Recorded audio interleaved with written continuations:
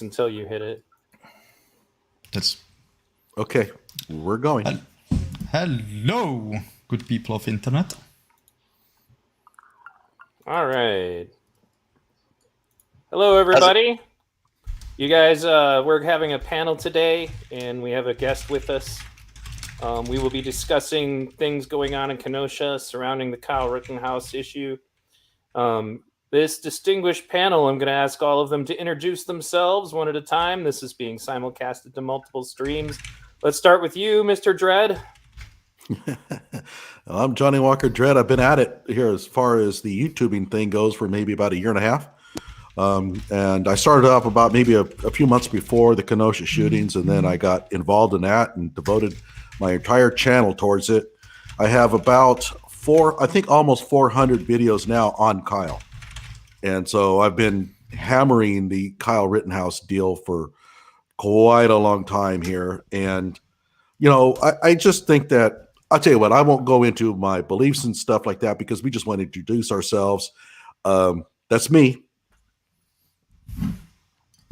All right, logical checkmate, your turn. Hey, cheers my minds. My name is Paul. I come from Czech Republic. Very much interested in self-defense and etc. And I'm very interested in the Kyle Rittenhouse case because literally everything is on camera from start to finish, yet people cannot agree on even what happened. So I find it very worrisome and have big problems with lying media. So yeah, I'm like at home here. All right, Bernooski. Hey guys, name's Bernooski. I just started doing YouTube like a month and a half ago. Put out, what I try to make kind of funny videos on just like, topics that are interesting to me. I'm basically one of the few sane people in this open air insane asylum of a world we live in, and I'm just trying to, tell people what I think is going on, even though I think everyone else is insane. All right, well, that brings us last but not least, Kevin Mathewson. Hey, good afternoon, morning, depending on where you live. My name is Kevin Mathewson. I am the editor and investigative journalist for KenoshaCountyEye.com. That's KenoshaCountyEye.com. I'm a criminal defense investigator. I live right here in Kenosha, Wisconsin.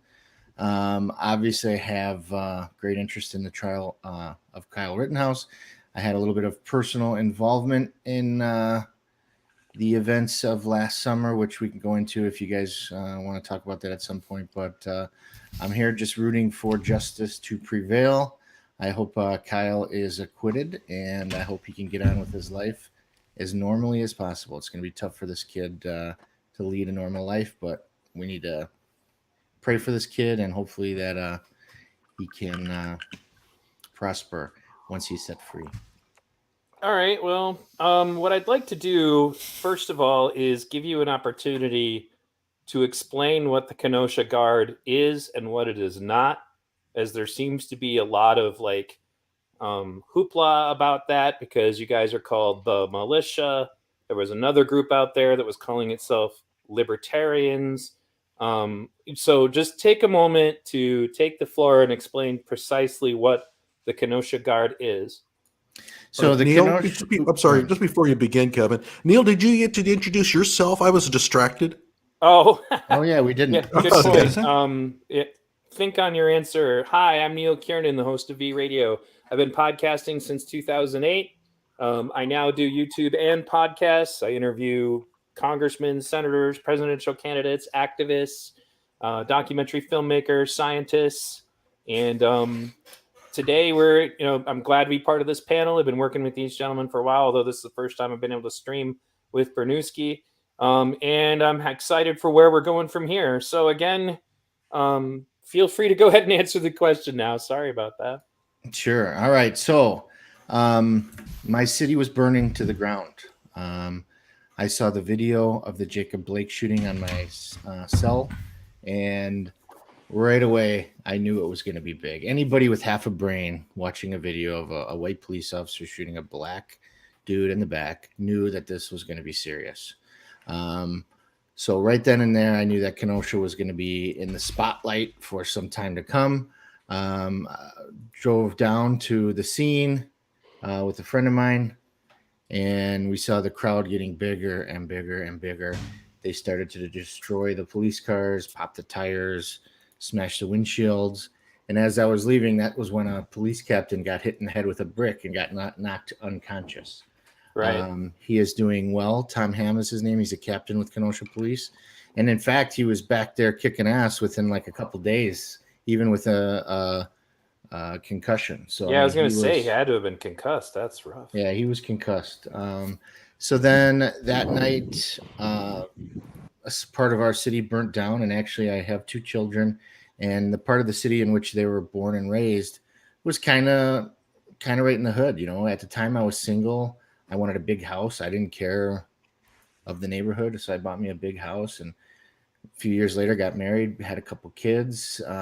We moved since to a different part of the city, but that was my old stomping grounds that I was watching burn, just being burnt in the name of whatever justice, and it really pissed me off. And you know, for those of you who don't know, here in Kenosha, our mayor is a Democrat, our county exec is a Democrat, our sheriff is a Democrat, the governor is a Democrat. So all these Democrats basically decided that they'd rather watch our city burn than to ask for help from President Trump, who was president at the time. So they said the wires got crossed. They forgot to ask for National Guard troops in time. They didn't even ask for mutual aid as far as other law enforcement. So after 2 nights of watching my city burn, I said, screw this. You know, I had a blue little check mark on Facebook at the time, which I'm proud to say today I am permanently banned. I've got Zucked, which I wear as a badge of honor. Obviously, if that dude doesn't, you know, he has to sit on pillows when he sits in front of Congress. I just think it's funny. But anyways, so I put out a post on a Facebook page I had called the Kenosha Guard. So what the Kenosha Guard was, a Facebook page to get the word out. And I said, look, my city is burning. We need help. Citizens, protect your neighborhoods, your homes, your lives, your businesses. And it exploded. Thousands and thousands of interactions. People RSVPing. Yeah, we'll be there. People poured in from the state of Wisconsin, from the state of Illinois. So what it was it was a plea for help. It was a call to arms. It utilized the First, Second Amendment to say we need help. This is the exact incident. This is the exact scenario in which you need the Second Amendment, because the government could not provide for our safety, because they were too proud to ask for help from a Republican, somebody across the aisle. What the Kenosha Guard was not is a militia. There were no meetings, membership, organization. It was just a group of people that thought, you know, we had enough. And that was the first time I've ever carried my AR-15 in public. I did so. Others joined me. And, you know, a lot of people slept better that night. And, you know, the police felt a little more safe having friendlies there too. And that's why, you know, we were not sent home under threat of arrest. We were allowed to remain. And obviously on the 25th, Kyle Rittenhouse was attacked by 3 career criminals, one being a pedophile, one being a woman beater, and the third being just a general all-around scumbag. And he survived the attack. But obviously our district attorney also is a Democrat, and he's universally hated by the left and the right. He decided to charge Kyle in a political decision that will probably be his undoing. And here we are today, right in the middle of the trial. So I want to give everybody an opportunity, I guess, to kind of comment. Normally I don't interview a new person with a big panel, but that's the format today. So Johnnie, do you have any questions for our guest?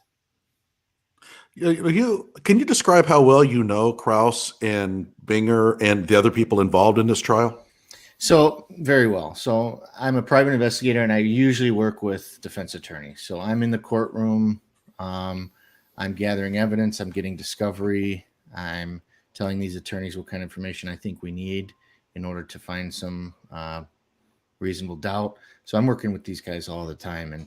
And Kraus and Binger are a couple of the most unethical boobs in that building. And they're Kraus, I will say, is incompetent. He's just not a good attorney overall. Binger is polished. I mean, we've seen him in mean, the whole world is basically calling him an idiot. He knows it, and yet still he somehow can compose himself in some manner, right? So he's not a complete idiot. I mean, a lot of these people who like to tread on our rights are smart enough to cause danger, to cause damage, right? So I know them pretty well, and I've had nothing but bad interactions with both of them. They're prosecutors that push the limits whenever they can, and they're unethical. They want to win at all cost. They claim to be these progressive Democrats, yet they vigorously prosecute, marijuana crimes and low level stuff too. So it just doesn't make sense. And so yeah, I've had a lot of interaction with them. I've sued Kraus before, and that one's about to be granted in my favor in January. And I got another lawsuit against Gravely for not turning over documents, basically personnel files of prosecutors that have been pushed out for misconduct. He didn't want to share that with me. An attorney in Kenosha called Tom Kamenek. He runs the Wisconsin Transparency Project. His only thing that he does in his law firm is public records. He's suing them, and I think we're going to win. So that's just fun to do that. And so yeah, I know these two guys very well. They're unethical, and their boss, Mike Gravely, who's working behind the scenes, but he doesn't want people to know that. He wants to stay out of the limelight. He's calling the shots, and he's really the main bad guy here because the buck stops with him. He, at the end of the day, decides who is charged, who is not, and he decides if these guys, what kind of motions they're pretrial motions they're considering or not. So I mean, he's the guy behind the scenes, kind of working the puppet strings, and they're all just all around dirtbags, if you ask me. Can you describe, because I've covered it in my channel quite a bit, I've had a few videos on it, but for our listeners, the relationship between Gravely and local activists on the left, you've covered it. How would you characterize it? So Whitney Cabal is her name. She goes by several aliases. Billy Violet. I like to call her Billy Violent. I caught her on some CNN show, and I'm thinking to myself, who is this chick? I've never seen her before. And I was an alderman in Kenosha, so I was involved in local politics. So I know a lot of people, in the city. And I remember thinking, why is this woman representing Kenosha to the Main Street media? They must think we're a bunch of dumb hillbillies. And she started talking about how she thinks looting, rioting, burning down buildings is therapeutic and it should be allowed, and she supports that. And I'm thinking, you got to be kidding me. Well, then she goes on to talk about how she's text buddies with Gravely. Oh, I text with Mike Gravely all the time. He's my buddy. So I'm like, she could be bluffing, but there could be some truth for that. So I put in a public records request, and Gravely turned over hundreds of pages of her and him going back and forth via text message, which I thought was wholly inappropriate. I mean, he's talking about ongoing investigations. He's asking her to, she's asking him to go to breakfast, which he accepts, and just improper, unethical communication between a far left extremist who condones burning, rioting, looting, and the man who's supposed to be in charge of the rule of law in the county. So, and even after that, a couple months later, I asked for text messages. There were several hundred more. So, I mean, this is a guy who gets caught touching the stove time and time again and just doesn't learn. So he always had this practice of turning over the records that I asked for. And then all of a sudden, once he sees how embarrassing it is, he just cuts that line of communication and says, hey, I'm not giving you documents anymore. So that's when I said, okay, great. We'll go to court. And here in Wisconsin, if a governmental body denies a record, you sue and you win. You get your attorney's fees paid for, your filing fees, electronic fees, everything paid for. I've won lawsuits against the sheriff in the past in the same manner, against the city of Kenosha. It's, I know the public records laws pretty well. I'm not an attorney, but that's what I do for a living. I get information. And so now I'm having to sue for stuff, which is fine with me because I'm making some lawyers money, and it's just fun to look over at Gravely and see the judge side in my favor. So yeah, very inappropriate relationship that shouldn't happen, and it really causes people to lose faith in the fairness and the neutrality of the system. So let's. And by the way, go ahead. Go ahead. I was just going to say, let's give Paul a chance to ask a question as well. Just go ahead and do your follow up, and then after that, we'll take turns. Yeah. Sorry about hogging the forum. No, we'll come back to you no matter what. We'll just keep circulating. That was all. But yeah, What? go ahead. Go ahead and ask the one you were just going to ask, though. That's to Johnny, I believe. Yes, to you, Johnny. Go ahead and ask whatever you're just going to say while it's fresh in your mind. Actually, I was just going to say that you've actually exposed these text messages in your newspaper, if I recall. Yes, I've published them, and you guys know what pingbacks are, I'm guessing, right? So I get a pingback every time somebody shares my article or links to it, and I have to just ignore them because I get so many of them. So I start looking at the stats at my website and such, and it's like millions of people have seen these text messages, and whenever people want to ask me about it, they say the same thing. How in the hell did you get these text messages? I asked them for them. They're public record. You know, whether he's using a cell phone, a computer, an iPad, if he's talking about official business, that's a public document here in Wisconsin. It's subject to disclosure. He gave them to me. I published them, and they've been seen millions of times all over the world. And really, people are starting to see that, you know, this wave of progressivism in the DA system, where you let these criminals go without consequences. And I think that's where Kenosha is heading. But you know, the good thing is after all this, he's decided not to run again. So that's good news for my neighbors here in Kenosha. All right, Paul, go ahead. Yeah, I wanted to ask you, during the riots, was basically your feeling that the police they didn't have enough people, or that they were ordered to stay back? And I'm asking like that because I've literally seen a video where there was a parking lot of cars on fire. The fire was somewhat small at the time, and there was standing a single lady twerking in the middle of the street, and police officers in armored cars would not proceed, to secure the location.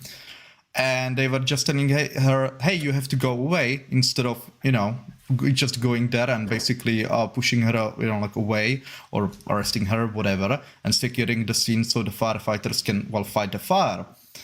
They didn't do that for long minutes. The fire spread and the whole parking lot was destroyed. So was it because they didn't? Was it like that because they, the riots were as bad in Kenosha as they were because the police were ordered to hold back, or because they didn't have enough manpower? So I can't tell you the answer to that question with absolute certainty, but I can tell you based on what I've seen, what I believe happened. So who was in charge really of the command of the riots was a man by the name of David Beth. He's a Democrat. He puts the R in front of his name because he has to. This county elects Republicans. Just like if you guys are familiar with David Clark, he's the African-American sheriff of Milwaukee. He had a D in front of his name, but he's one of the biggest Trump-supporting conservatives that we've ever had as sheriff in Milwaukee. So don't get confused by the R in front of his name. He is a Democrat. So I have the utmost confidence in all of the police officers that had their boots on the ground that night. I think they were afraid for their lives, right? There were chemical bombs being thrown. They were being shot at. They were being explosives were being thrown at them. So rightfully so, they were scared for their lives, right? And the sheriff at the time who was calling the shots did make some type of stand down orders. And we heard that in testimony. And I don't know if you guys caught it, but one of the officers said, we were told to kind of observe at a safe distance, right? What does that mean to us? It means stand down, right? And there is some of that logic that has to be understood where, if these animals are burning cars, and let's say there's only 5 police officers, I don't think they should put their lives on the line for these cars, right? Because they're going to get themselves injured, killed. So the problem, to answer your call, or to answer your question, was with the sheer numbers. If we would have had enough boots on the ground, those police officers could have walked over to those looters, rioters, thugs, and they could have unloaded rubber bullets on them. They could have arrested them. They could have maced them, tased them, whatever. but they just didn't have the numbers to do it safely. It was a state of lawlessness, and these thugs knew this. So that's why you had these Joseph Rosenbaum, Gage Grosskreutz, Anthony Huber. These are people that were attracted to this lawlessness because they thought, wait, I can just do whatever I want with no consequences. I'm in. Where do I sign up? And so that's what they did. They showed up. So they died, and Gage got shot doing what they did for the rest of their life was feeding off of crime and violence. So I have utmost confidence in the sheriff's department, the police department, all the neighboring departments, the National Guard. They were brave, and they did what they could to protect life that night. But I'm afraid they had two very mitigating circumstances working against them. They had the stand down type orders, probably, that came from the governor and the sheriff. And number two, they didn't have the manpower. So those two things were working against them, and that is why we weren't able to see the arrests we want. So we weren't able to see some of these idiots being held accountable. So I hope that answers your question. Right. Okay. We had a question, I guess, from Goof Chick in the chat. She said, I guess, does that essentially mean you were responsible for bringing Kyle Rittenhouse to the city? I mean, I guess I feel you kind of already answered that by stating that, that Sure. you put it out on Facebook. But if you want to expand in any way on, like, did you meet Kyle? Did you talk to him? So her Goof Chick, I just want to make sure I'm addressing her properly. Yeah, that's what it sounds like. Okay, Goof Chick. So it's been proven.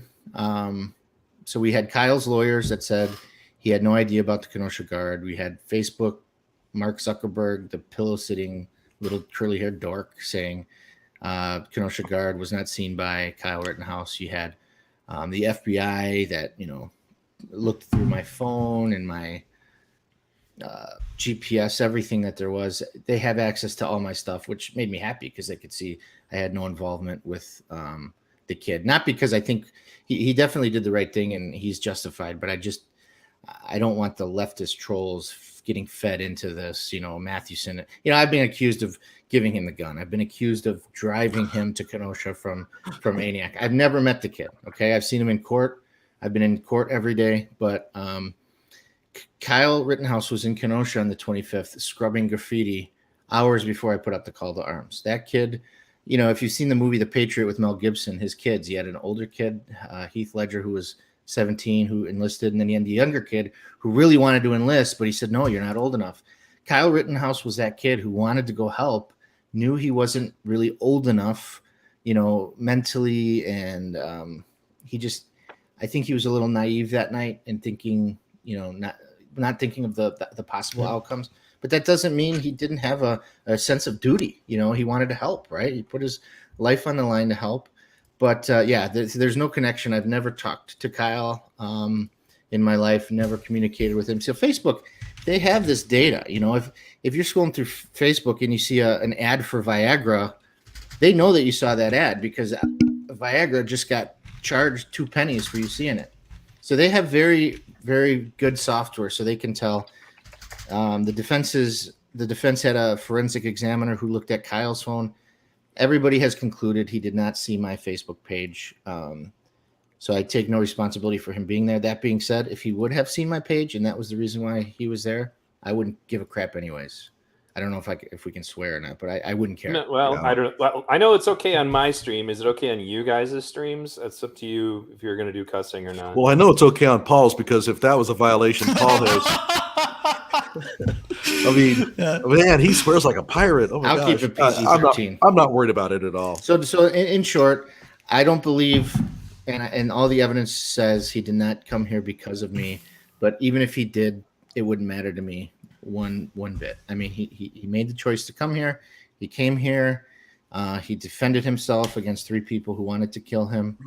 And now this is where we're at. I was sued twice in federal court, saying that I violated people's federal rights. Both of them, the judge threw them out. So Binger made some comments to some judges and other attorneys. He's stupid. Remember, I work for these attorneys. Man, I really wish there was something I could charge Mathewson with, inciting violence or conspiring to create mayhem or whatever. They couldn't find anything in the books to charge me with because I didn't do anything wrong. So I've been found to not have done anything criminally wrong or civilly wrong. So, there's still people out there that say Kyle crossed state lines. There's people out there that just say all this crap that's just not true. And you know what? It's laughable. So if people don't want to read and follow the trial and listen to the evidence, then they're beyond our help. And we just need to give them a little sippy cup and let them move on. I want to take a quick, brief second of personal privilege to point out that it has been revealed, even by the USA Today, trying to fact check and claim that, that it wasn't like other people from out of state lines. Even they had to admit that well over 100 rioters were arrested in Kenosha that were from outside the state of Wisconsin. So it's just ridiculous. But anyway, it is now Bernooski's turn. Gotcha. Well, I have a few questions for you. I mean, the first one, you mentioned earlier that and V Radio kind of alluded to this, that your city was being burned down, there were fires and that sort of stuff. Are you telling me that they weren't mostly peaceful protests? That's exactly what I'm telling you. Okay, exactly just wanted to be clear on that. They've been saying something different in the media for a year. Other than that, I did want to ask, you said that you are an editor, I think you said an editor for the Kenosha Eye, is that correct? Yeah, Kenosha County Eye. Kenosha County Eye. Is that the website that Binger actually took a dig at for one of the witnesses on the stand the other day? Yeah, so let me tell you that story. If you guys want to hear it, it's actually a fascinating story. We'd love it. So basically, I was made aware, I'll put it that way, that the prosecution team was really trying to get this witness to change his story. And just to show you, they're not just bad attorneys, but they're lazy attorneys. We're talking last month. Okay, the trial was November 1st. Halfway through October, they're starting to really interview witnesses and get their strategy put in place. We're talking 2 weeks before the trial. So that just goes to show they're not just unethical and incompetent, but they're also just lazy. So anyways, so they're pressuring this witness to change his story, right? So I interviewed him. I put out the article and I said, hey, kid, I said, he's not a kid, he's my age, but I said, you need to get an attorney. I said, the fact that they're threatening you, implicitly threatening to take action against you for not changing your story, and for the fact that they're trying to get you to change your story 12, 13 months later anyways, is cause for alarm. I said, get an attorney. So he got an attorney. He showed up in court, and I got to say, he kicked butt. I mean, he was fantastic. And so the prosecution literally, Jack Prosobiec, he put a couple of links to my website about this article, and he broke my damn website. My website, people are telling me your website's down. What's going on? I said, I don't know. I looked. It was tweeted about from Jack Prosobiec, which is like he's a conservative commentator. So he broke my website. It was back up in a couple minutes, but the prosecutors obviously saw this article, and so they flipped. So they changed from trying to convict Kyle Rittenhouse to trying to prove that they did not commit misconduct. So if you notice, that whole line of questioning was nothing to do with what he observed or what pictures he had. The whole line of questioning was, well, we didn't ask you to change your story, did we? Yes, you did. So I especially loved when he threw the statement to him on the bench. That was hilarious. So Nathan DeBruin, and I got to plug it, but he's got a website up. It's photos by Nate D, NATED.com, photos by NateD.com. He's selling these pictures. I've been getting inundated with emails. They want autographed photos and stuff. So if you guys want to, maybe go buy a photo off this guy or send him $5. I mean, the fact that he had to retain an attorney because he was afraid of the prosecutors when he was a witness that was there, with no other reason than just to document that night. It was pretty scary. So if you want to send him $5, go ahead. If you go to my website, you can email me and I'll send you his article, or I'll get you in touch with him, either his email or his cell phone number. But I was just going to say, I'd like to interview him for sure. Yeah, he stood strong, and you got to give him credit, because a lot of people similarly situated would be nervous and they'd probably crack under that pressure. But you know what? He said, hell no, I'm not changing my statement. I wrote this 13 months ago. I stick behind it. You can take this statement and shove it up your, what, Mr. Binger. Mm-hmm. Yeah. One thing I will say about Nate DeBruin is that his demeanor would tend to indicate to you that you could wrangle him when he's on the stand. Oh, this guy, he's going to be easy, right? Because he comes off as somewhat, well, I don't know how you would put it, but he's a little quirky. And I just had a feeling that the prosecution thought, oh, this guy's a deer in the headlights. And they went in.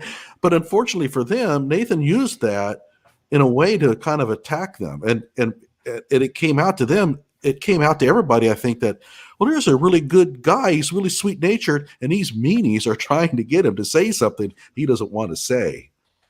That's exactly what it was. They did not realize what they were walking into. And what they walked into is a kid who thought, you know what, I'm not going to be made to look like a fool in front of millions of people. It's going to be the guys on the other side of the table. You know, it's right. It reminded me one more thing. Oh, go ahead. Go ahead. I'm sorry. I was just going to say, it reminded me of a tweet I saw. Somebody says, I'm confused. How come there's 4 attorneys for Kyle, but the other side has 0 attorneys? It was just interesting. Every witness they put on the stand just killed their case. And one of the more popular videos on YouTube has always been, don't talk to the police, right? And Nathan DeBruin made the mistake of going in there without a lawyer, but he did get one, and that really did save him, I think. So I want to, and just one last point on that. Yeah, go right ahead. I'm just putting myself back in the queue. Go ahead. So when he came into court, he had printed out all these photos in like these huge poster prints, and people were attacking him. Well, oh, he's obviously an agent of the defense because look, he brought, and both attorneys were like, nobody asked him to do that. That's how much he wanted to help put the truth out there. And he said to me in private, I don't really have a dog in this fight, right? He offered his opinion to me on how he thinks the trial should end, but when he showed up, he didn't have, he wasn't on the Black Lives Matter side. He wasn't on the stop burning down our city side necessarily. He was just there as a neutral party to document what he saw. He brought all these exhibits because that he paid for with his own money. And that's just how willing that guy was to get the truth out there and just to say, hey, look, here's the photos I took. So I didn't just see it with my own eyes. You don't have to just rely on my memory, but here, look at these photos I took. Yeah, and V Radio, if I may, I just want to get one more serious question in real quick. Go ahead. I have to ask, because with what has been going on in the country, like, obviously there was a lot of rioting and a lot of protesting and that sort of stuff, and the media was very clearly one-sided in that, where they were on the side of the rioters and the protesters. Did you have any fear, especially in hindsight, seeing about what the media did after the whole January 6th incident? Did you guys have any fear at the time that going out there and defending your community would put you in the crosshairs of obviously a media that is antagonistic towards your side of the aisle? Well, yeah, anybody to the right of center always has that fear, right? And you know what, though? When I have my 10 and 11-year-old sleeping peacefully and my wife in my bed, I don't really care what the media says, So, my neighborhood is one of those cookie cutter what do they call them? Suburban neighborhoods, and 4 entrances, 2 on one street, 2 on the other. And there was about 10 dudes on on all 4 entrances with ARs, shotguns, rifles. Nobody with any reason was going to enter my neighborhood that night. And that made a lot of folks sleep better. And we said, hell with the media. They can portray us as whatever they want. And that's what they did. Yeah, they did. But you know what? I don't think many of us really trust the media anymore, even those on the left. I mean, they make stuff up. Gage Grosskreutz admitted that he pointed the gun at Kyle's head before he was shot. And what was the media headline on all the mainstream media? Gage feared for his life. He was surrendering. Right. If I ran around with a gun during a riot and started pointing at people with AR-15s, you might say I'm looking to be killed too. I mean, I have a big rant about the media's behavior incoming sometime in the stream. I'm sure we'll get to it eventually. Well, after we've done a few rotations, we'll get to a point where we're just kind of open conversation. So did that finish what you needed to ask, Bernooski? Yes, it did. Thank you. Okay, so what I wanted to, first of all, would be to comment that a lot of people are waking up now because of the media. And there are a lot of people on Twitter, for example, that are left-leaning people who are like, Jesus, I didn't realize he didn't shoot black people. And I was like, how did you not know that? But it also kind of points to the fact that racial profiling has been inversed in this country's narrative, because They made assumptions about who his victims must have been. They made assumptions about who he was. He's basically been profiled as a Trumper. Like, when I interviewed Lynn Wood when he was still on the case, he was his lawyer and he didn't even know what Kyle's political affiliations were. But there were all these assumptions being made that were irrelevant to the case. And that kind of points to the fact that, I bring back again what Johnnie Walker said on one of his shows was, this has become an issue of pride between political factions, and the truth is optional at that point. But bringing it back to, well, first of all, I want to say to everybody listening to this stream, I got 72 watching right now. Please smash the like button. And if you're on any of the other streams, smack the like button. Give it a good smack, as Logical Checkmate would say about Anthony Huber's skateboard. Because if you guys like what you're hearing, because this is a panel of people seeking the truth, if you like independent media, then you need to support it. Like, nobody's asked you to open your wallet, but doing things to help us with the algorithm really helps us out. So anyway, with that public service announcement, my question to you would be, have you ever had any dealings with the brothers who owned the Car Source? And more specifically, what is your perspective on whether or not they were telling the truth? And with a caveat that I'd like to add, that I've seen video of them talking with almost perfect American accents. And so then they're on the stand, and all of a sudden it was almost like they were trying to pretend to be poor immigrants who were just confused about what was going on. So, what is your assessment, of whether or not, they were affiliated? Like, basically, did they talk to your group in any way? Like, I don't know if you were around for that part of it. Sure. And I've never really discussed this publicly, but I will tell you that me and a friend, an unnamed friend who's a Marine Corps veteran, we walked down the city, and that's where you saw those pictures of me with my Chuck Norris t-shirt, my camouflage shorts with my AR-15, and my buddy was armed. And we passed by Car Source, and we passed by the campus that had all the burnt cars. And actually, I'm telling you right now that Sam, the one with the glasses, came up to me and my friend, and he says, "Hey, can you guys guard our business tonight?" I said, What? I didn't, at the time, I didn't know they had 3 locations. I just saw the one. I knew it as Car Source. All the cars were toast. You could smell the rubber burning. They were burnt down to the chassis. And he asked us, he says, "Will you guys guard our business?" I said, "What business?" I said, "Everything's gone, man." I said, "Go home." I said, there's nothing left to protect. And I didn't know at the time. I know now that he was probably referring to the Car Doctor or Car Source 3, right? So he asked us to, and we politely said, "No, sorry. It's not what we're here for. We're here to just check out the situation, group up." And he was asked on the stand if he asked anybody to guard his business, and he said no. And right then I knew he was lying.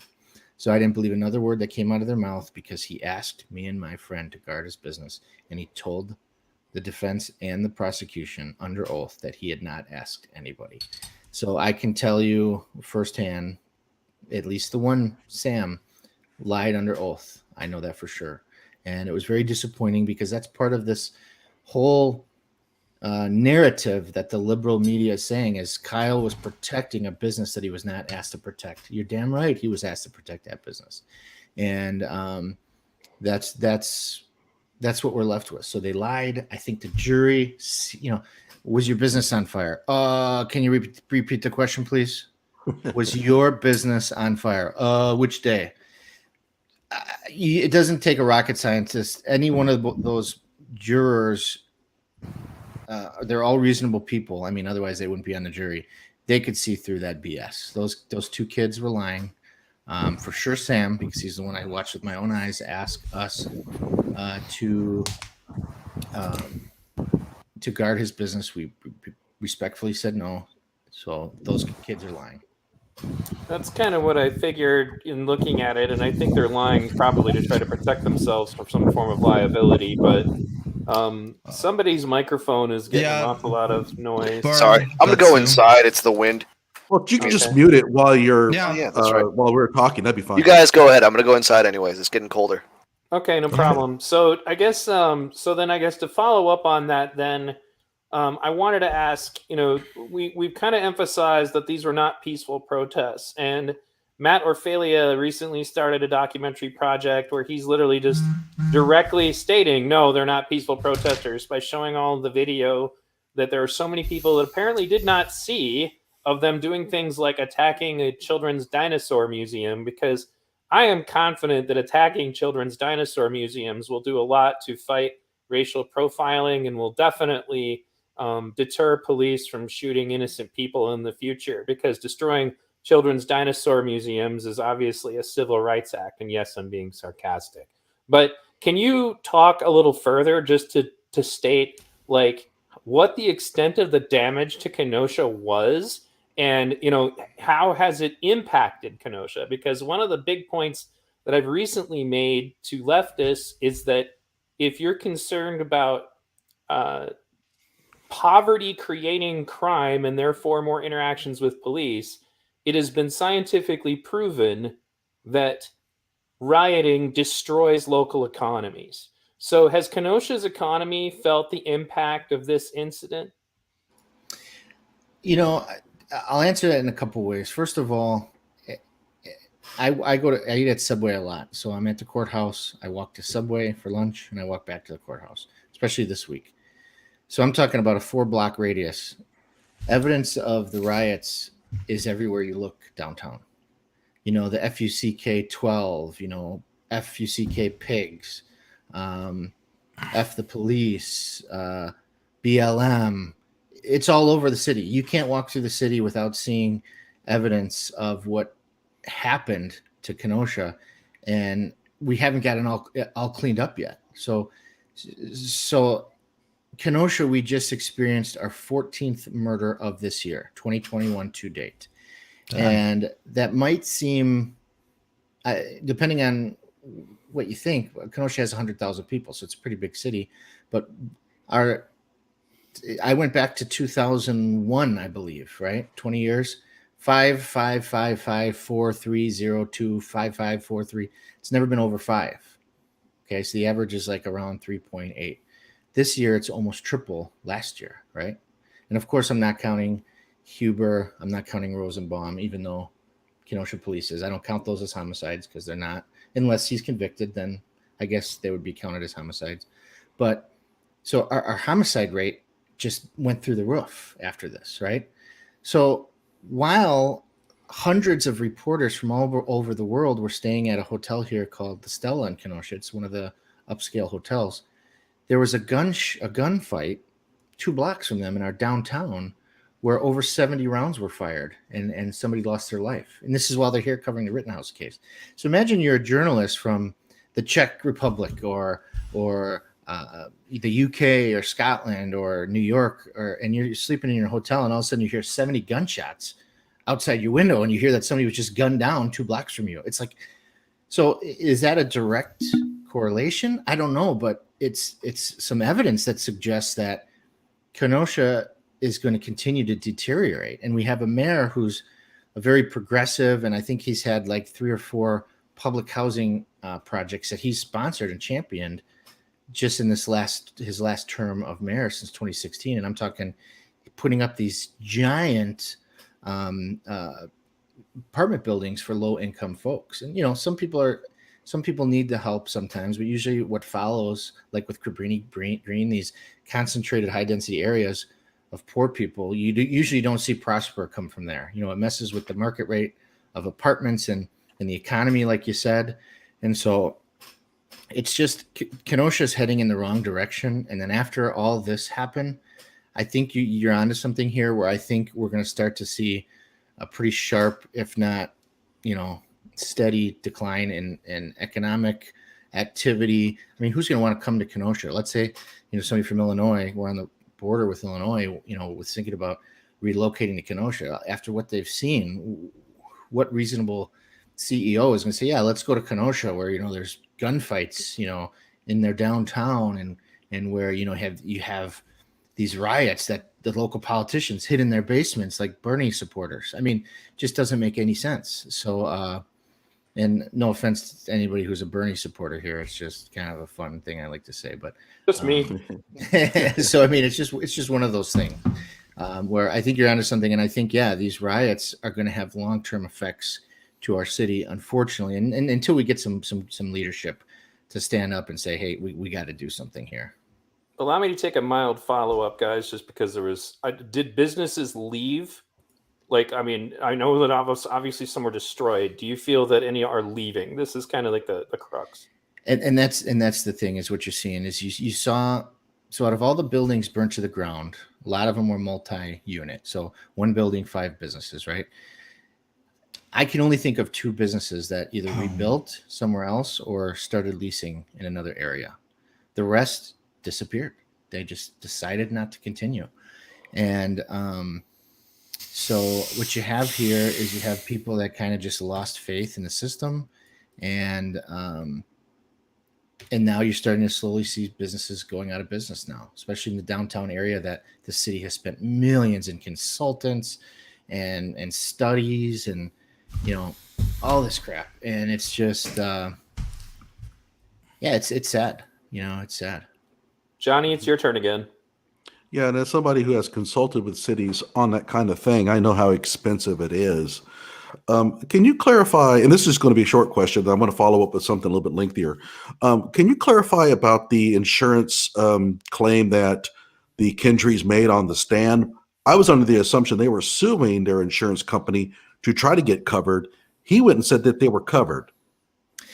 Here's the interesting thing, okay? And I will say I have a strong belief, because I don't want to say it 100%, but these 2 brothers were asking for government help to pay for their losses, right? So it has been said that this business worked kind of as a consignment, where they would go to family members and business men and women and say, hey, do you want to invest some money? Sure, I'll give you $100,000. Okay, they'd take that $100,000, they'd go to the car auction, and they'd buy 12 cars, and they'd bring the cars back, fix them up, polish them, make them look nice, sell them, split the profit with the investors. So it is my belief that these business owners, the brothers, the dad, the mom, didn't own any of these vehicles. I think they were all kind of on a consignment system where the investors purchased the cars. So I don't think they had a big loss, but I think they have some investors that are kind of ticked off that they didn't have insurance, because they have been telling people that they have no insurance that covers those vehicles because they were not the owners of those vehicles. So I cannot say that with 100% certain, but you could probably trust that more than you could trust what they say. But to say you don't know, I mean, we're now 14 months later. To say you don't know if they're insured or not, come on. Nobody believes that. If my house burnt down, I'm going to know within 5 hours what's going to be paid for. I'm going to be on hold. I'm going to be calling. I'm going to be reading. So their disingenuous testimony is pretty obvious. But yeah, I really think that based on bad business practices, that's how they're screwed. Is they didn't set themselves up right, and you can't blame them. You can't put all the blame to them, because who envisions that there's going to be a riot and all your inventory of 140 cars are just going to be blown up? I mean, so it's a little bit of bad decision making and a little bit of terrible luck, to be honest with you. Yeah, I've said in my one of my past videos that you're not going to find out what you're insured for until you actually have the disaster. And a lot of the times you are insured for what you're willing to pay for. And a lot of people have been making a lot of assumptions about how these businesses are insured, but it's all risk analysis. And so you can't assume that just because a certain store goes up in flames that the owner has insurance. Yes, you're required to have liability insurance. Well, that ain't going to cover you for something like this. So I have another question for you. Binger and Kraus, and I'd like you could kind of, answer these separately for these 2 guys. Why are they doing this? Well, let's back up just a tad bit. So the original 2 prosecutors that were assigned to the case were T. Claire and Jason Zaff. So Jason Zaff is a younger attorney, far on the left, big-time liberal, but he was kind of launched into this equation, and he was not very comfortable with it because, they're remember, they're all attorneys, right? So they have an education. They're not idiots, right? They knew they couldn't prove this case, and in Wisconsin, it is unethical for a prosecutor to bring charges in which they know they cannot prove. And I think it's safe to say they committed that. They broke that rule here. So Jason Zaff was getting death threats, and he thought to himself, you know what? I didn't sign up for this crap. I'm out of here. And he resigned. Halfway through between when Kyle was charged and the trial, he said, I'm out of here. He left. He's no longer at the DA's office. So then he gravely probably said, hey, who wants to draw the short straw? And James Krause started licking his fingers of the Cheeto debris and said, I'll take it, boss. I'll take it. And so he was finishing up his lunch, and he probably jumped right on it and said, I'll take it, because he's just one of those idealists that just wants to put Kyle away, right? And so Krause wanted to ride the coattails, but, he's in court like this. Not because he's saying, oh, shit, we're losing, which they are, but just because he's so lazy that when you got a head that big, it takes some effort to keep it up. So if you can rest it on your hand, I think it helps him get through the day. But I digress. They're both intelligent, but they both know they can't win, so they're trying to push the envelope, and they're already coming up with excuses of why they're going to lose. They made that motion. Please don't let the defense attorneys call anybody a looter or a rioter, and the judge says no. That's not a precedented motion. So they're picking these battles that they know they're going to lose, so that they could say, hey, look, the judge was racist. How do you expect us to win? So they're already setting these little things in motion to where once they lose, they can say, oh, we did a good job. It should have been a conviction, but look, the judge is racist. People support vigilantism. They're already setting the ground for their excuses. So they know they're losing. These two boneheads aren't smart enough to know that they're being set up as patsies. And I don't know if they're trying to audition to be like a legal consultant on CNN or what, but they're doing a terrible job. They're the laughing stock of this world. And I don't know if they can see past their arrogance to realize that. I mean, these memes are out of control. I mean, I sat up scrolling on Twitter for hours because I was laughing at all these memes. They're the laughing stock of this world, and they're both idealists. I think they might think that they can win this. I mean, I think that they are still holding out some hope, but they're smart enough to see that there's a strong possibility they're going to lose. Can I ask a follow-up? Do you think that they think that Kyle is guilty? Yes, and they don't think he's guilty because they think he violated the law. They think he's guilty because they don't like the AR-15s because they're scary looking. The jury instructions are very clear in Wisconsin.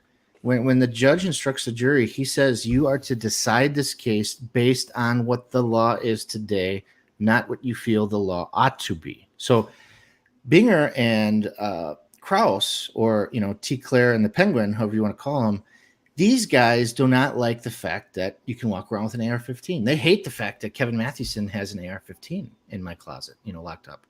They don't think it's legal. It should be legal. They don't think it should be legal to walk around with it in public.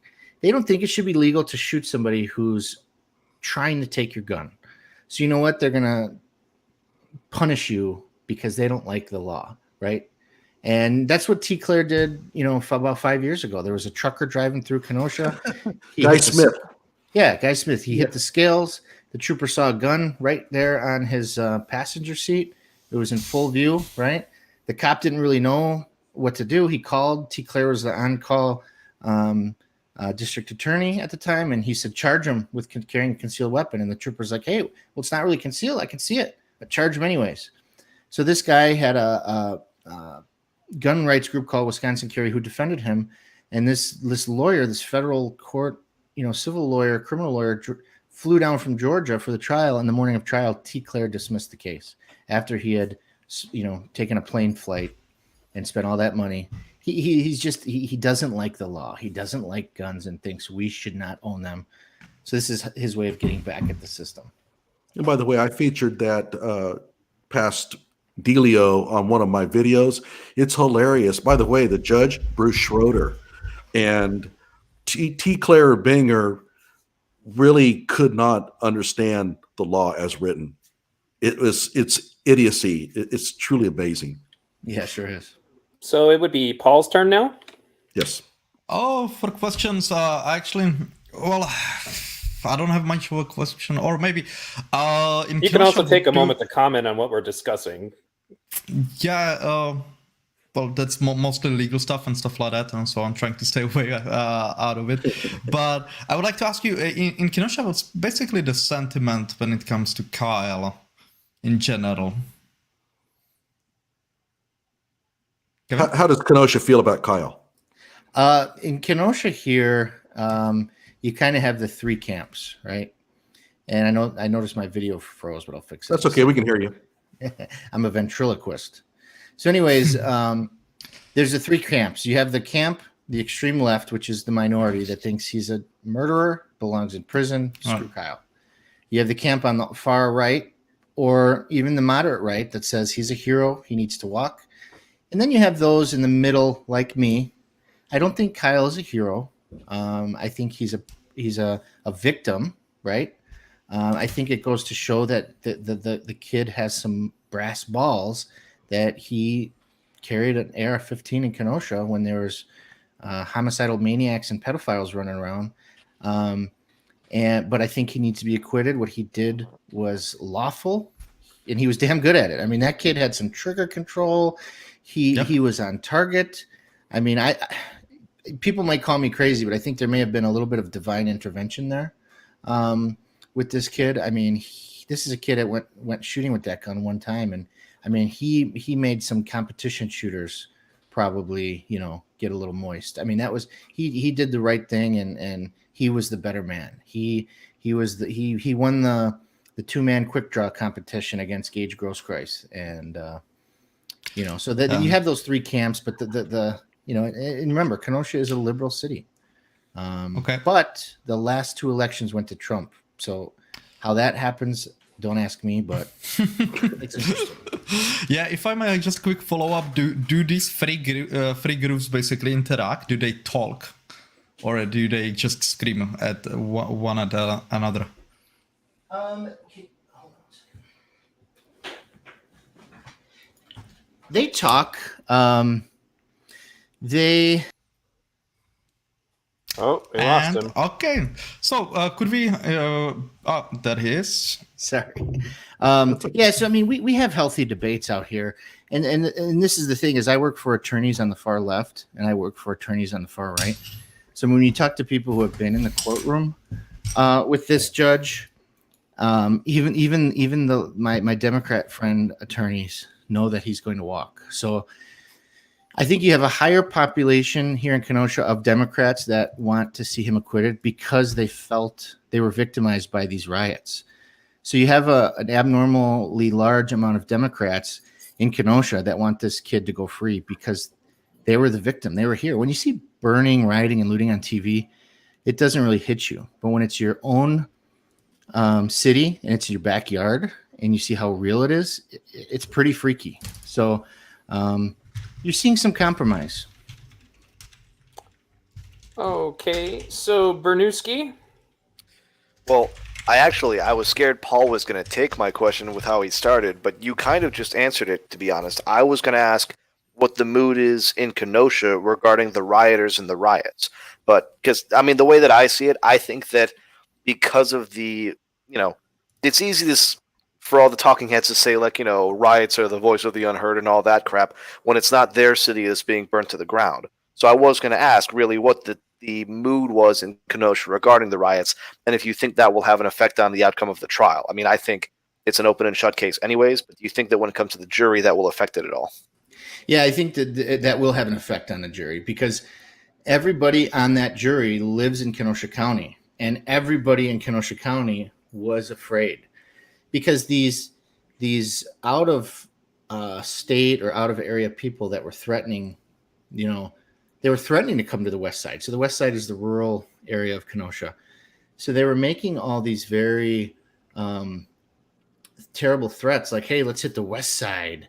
Let's go to the rural area and start looting and stuff. So throughout the county, you had people in fear. So every one of those jurors remembers the riots of 2020. So how that could not play a role in their deliberation, I don't know. I mean, I think now we're down to 18 jurors, and 6 will be at random kicked out.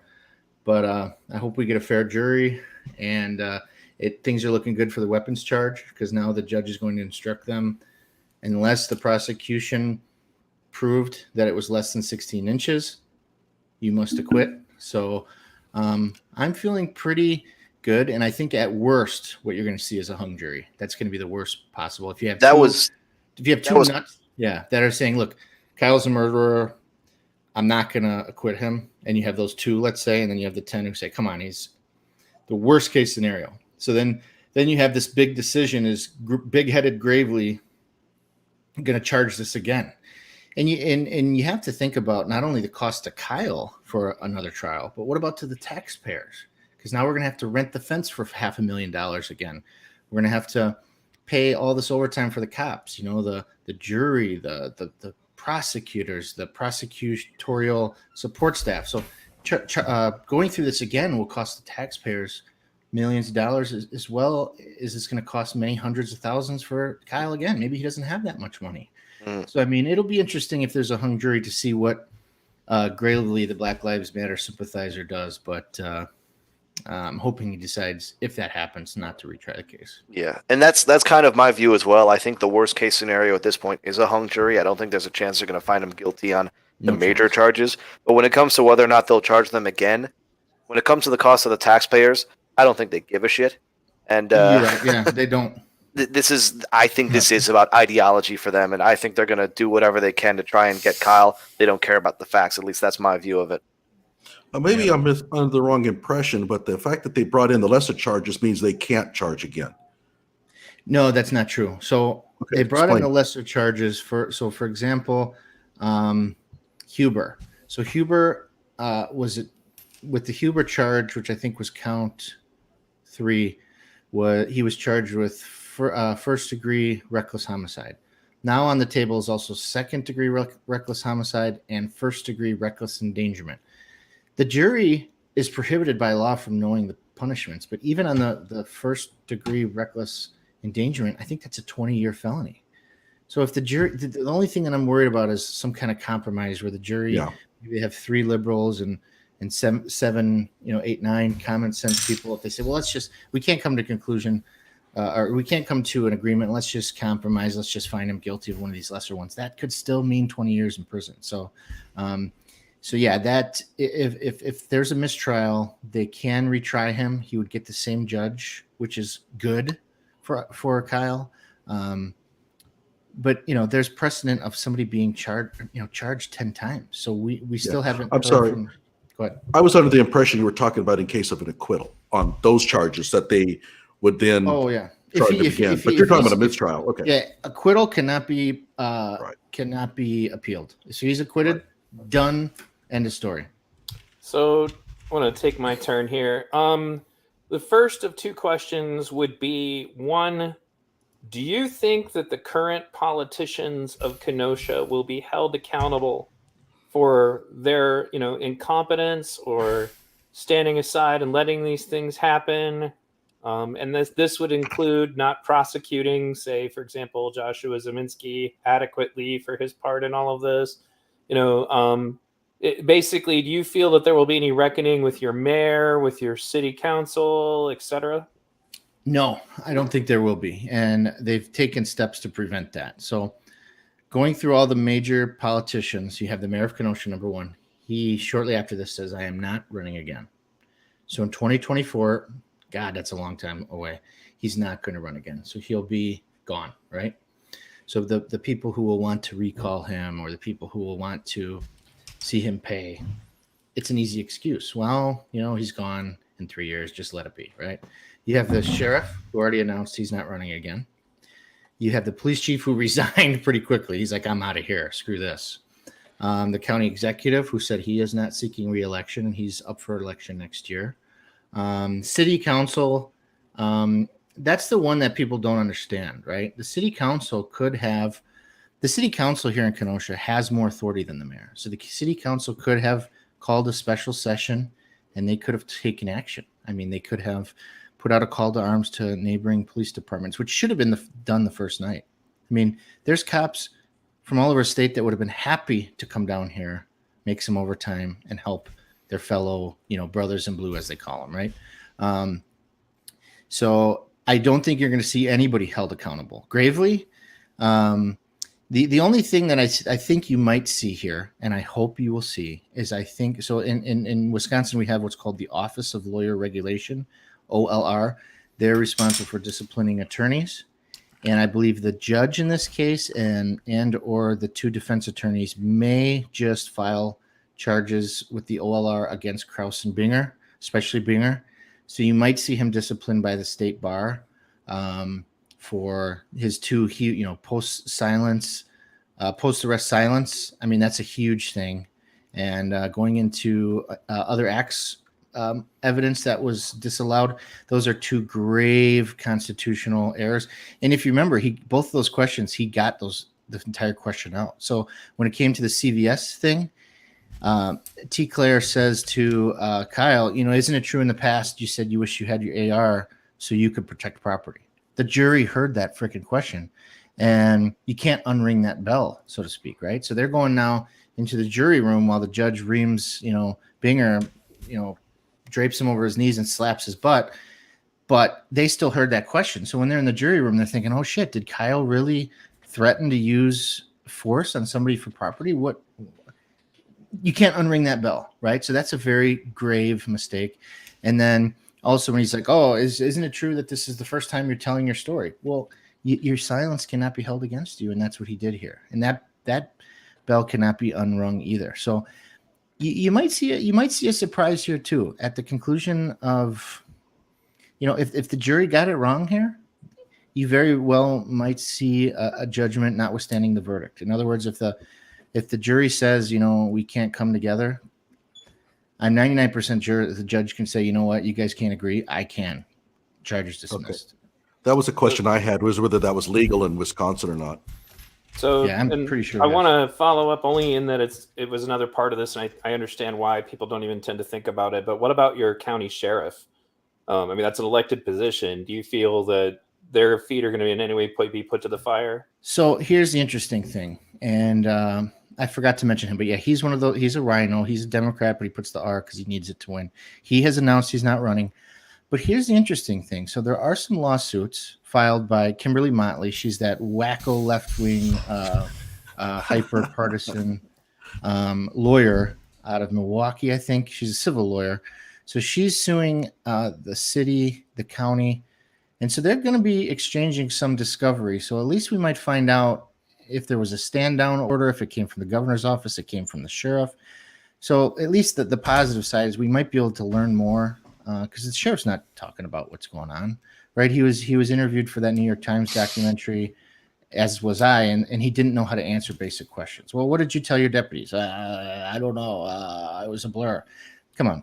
So the benefit of some of these civil lawsuits, even though I hope neither the county nor the city pay out a penny in settlement, we might be able to get some inner lookings of who failed us, right? So was it the mayor? Was it the county executive? Was it the sheriff? Was it the police chief? I don't think it was the police chief. He's kind of a no-nonsense guy that, was saying, hey, look, those armed citizens are out there. They have the right to be out there. Shut up, So to answer your question, I think none of them will be held responsible. Maybe Binger a little bit because he did violate the rules of professional conduct for attorneys and some Supreme Court rules. You might see him take a little heat, but that's not going to stop him from getting a job at CNN or one of those fake news media outlets. So precisely my thinking. Yeah, I was going to say, I guess my follow-up question just about the state of things in Kenosha, I guess kind of already talked about how Kenosha is divided, that there's different camps about this.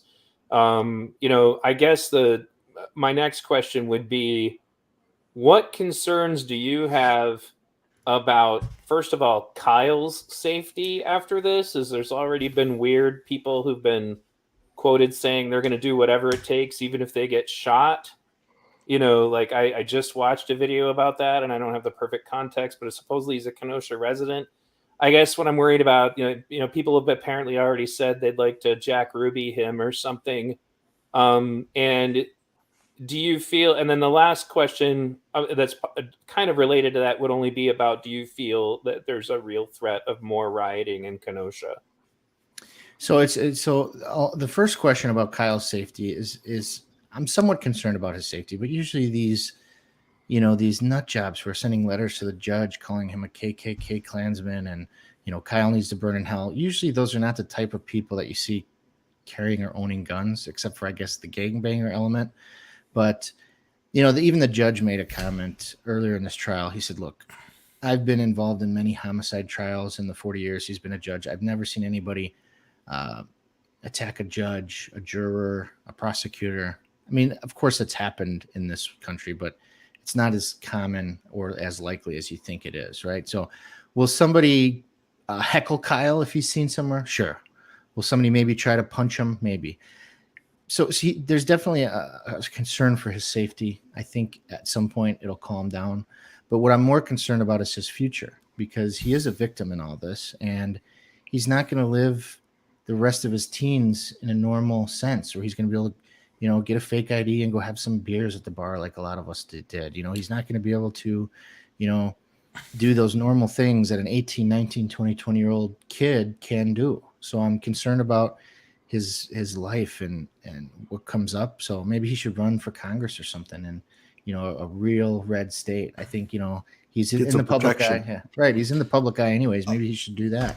And as far as future riots, it's always hard to foresee these things, because when they announced the Jacob Blake, where they weren't going to charge the officer, Kenosha, after have egg on their face, our local leaders, they rented the $500,000 fence, put around the courthouse. We had National Guard troops everywhere. We had cops everywhere, and nothing happened. So we're doing the same preparation here in the city and the county, where we have 500 National Guard troops right now staged just outside the county lines, ready for the verdict. We have cops from the police department, from the sheriff's department, ready on call. So right now, I think they're making the right call with the benefit of egg on their face and realizing how badly they screwed up before. So will there be riots? I don't think so. But if there are, I hope they can arrest all those SOBs and punish them to the full extent of the law. I apologize. I have one final question. I just don't want to forget it because I forgot it earlier. What has happened to the perception of the Jacob Blake shooting, especially now that it is obvious that the narrative was that Jacob Blake was some innocent man who pulled up and, was breaking up a fight between two women and then was relieved that the police had arrived and was just trying to leave, only to find out that he was actually a rapist who was violating a restraining order that his rape victim had against him while trying to take her car with her kids in it, some of which were not his, and refusing orders to not go into his car, which is generally when most police officers get shot during traffic stops, is if you let them go back into their car. Has the attitude about Jacob Blake changed in Kenosha? So for the far left, it's simmered down, but if you'd ask any of them, they'd repeat the same talking points. But in this case, you have a progressive far left prosecutor, in Michael Gravely, who said, I looked and there's nothing I can charge him with because I can't find any evidence. So when you have somebody who's a champion of the left saying there's nothing I can do, excuse me, I hope it's not the Delta.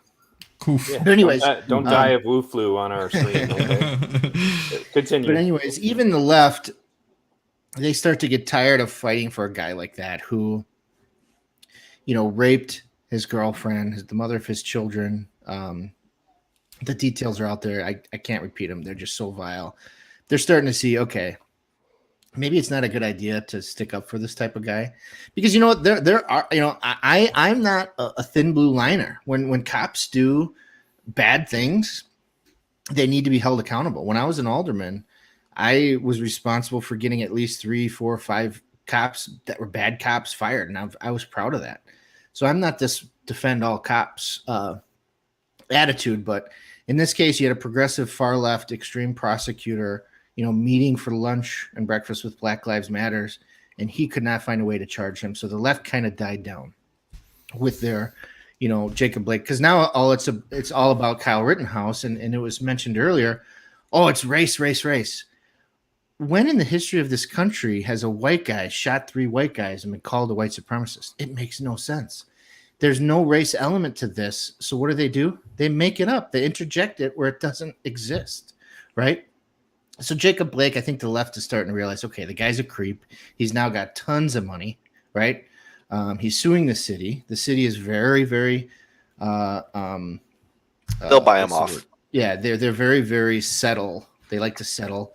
I was an alderman. I saw, my colleagues, what they like to do. They just like to buy off these lawsuits. So, I hope the city and the county stand fast against these. But yeah, Jacob Blake, it's dying down. It's starting to be like, how are you going to protect some guy who's, attempting to, take off with a knife? He's got felony warrants and just put everybody else's lives at risk, including his kids. You got to expect something bad's going to happen. And if you don't, you're insane. And I'd have to say it worked out pretty good for him to show up and break all of those laws, because now he's a millionaire. So let's go. I want to do like one final round, and then we'll just open discussion and kind of like start to address questions. What I would want to do is we'll address questions from the audience, and everybody will have an opportunity to comment on them at that point. I just wanted to make sure we had this, one more structured round of questions. So Johnnie, it's your turn. Okay, so the last session in court, they had a lot of talk about the video footage that apparently, at least according to the prosecutors, showed Kyle pointing his rifle at Zeminski.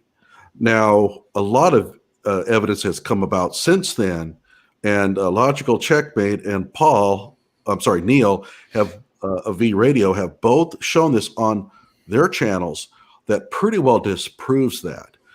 It's the jury is deliberating Monday. This is, and I watched these videos, and I think I sent them to you, Kevin. It's obvious when you watch them that the prosecution got this wrong. I'm not saying that they did it on purpose. I think that confirmation bias led them to think that what they were seeing was real, but it wasn't. Although I think, Paul, you probably disagree with that. Whatever the case, it doesn't really matter. But what can you do at this point? Is there a way to contact people to let them know that there is this evidence now? Well, the only thing left now is closing arguments. So the lawyers can only talk about what's been introduced as evidence. So right now they're probably scouring court TV at the record to see what has and hasn't been introduced. But the benefit of me being in the courtroom every day is I get to see what you guys from all over the world don't, is I get to look at the jury, right? Mm-hmm. And when they were going back and forth about pixels and what does this show, the jury was, they were fixing their nails and they weren't taking notes and they were yawning. They don't give a shit. The case has already been proven.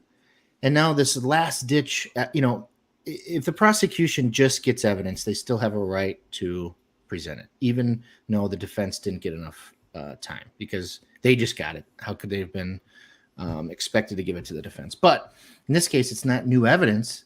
It's the same evidence being manipulated, right? So that's open to interpretation. It could be Kyle pointing a gun at Zeminski, who, by the way, is a violent, multiple felon dirtbag. I bet you guys didn't guess that.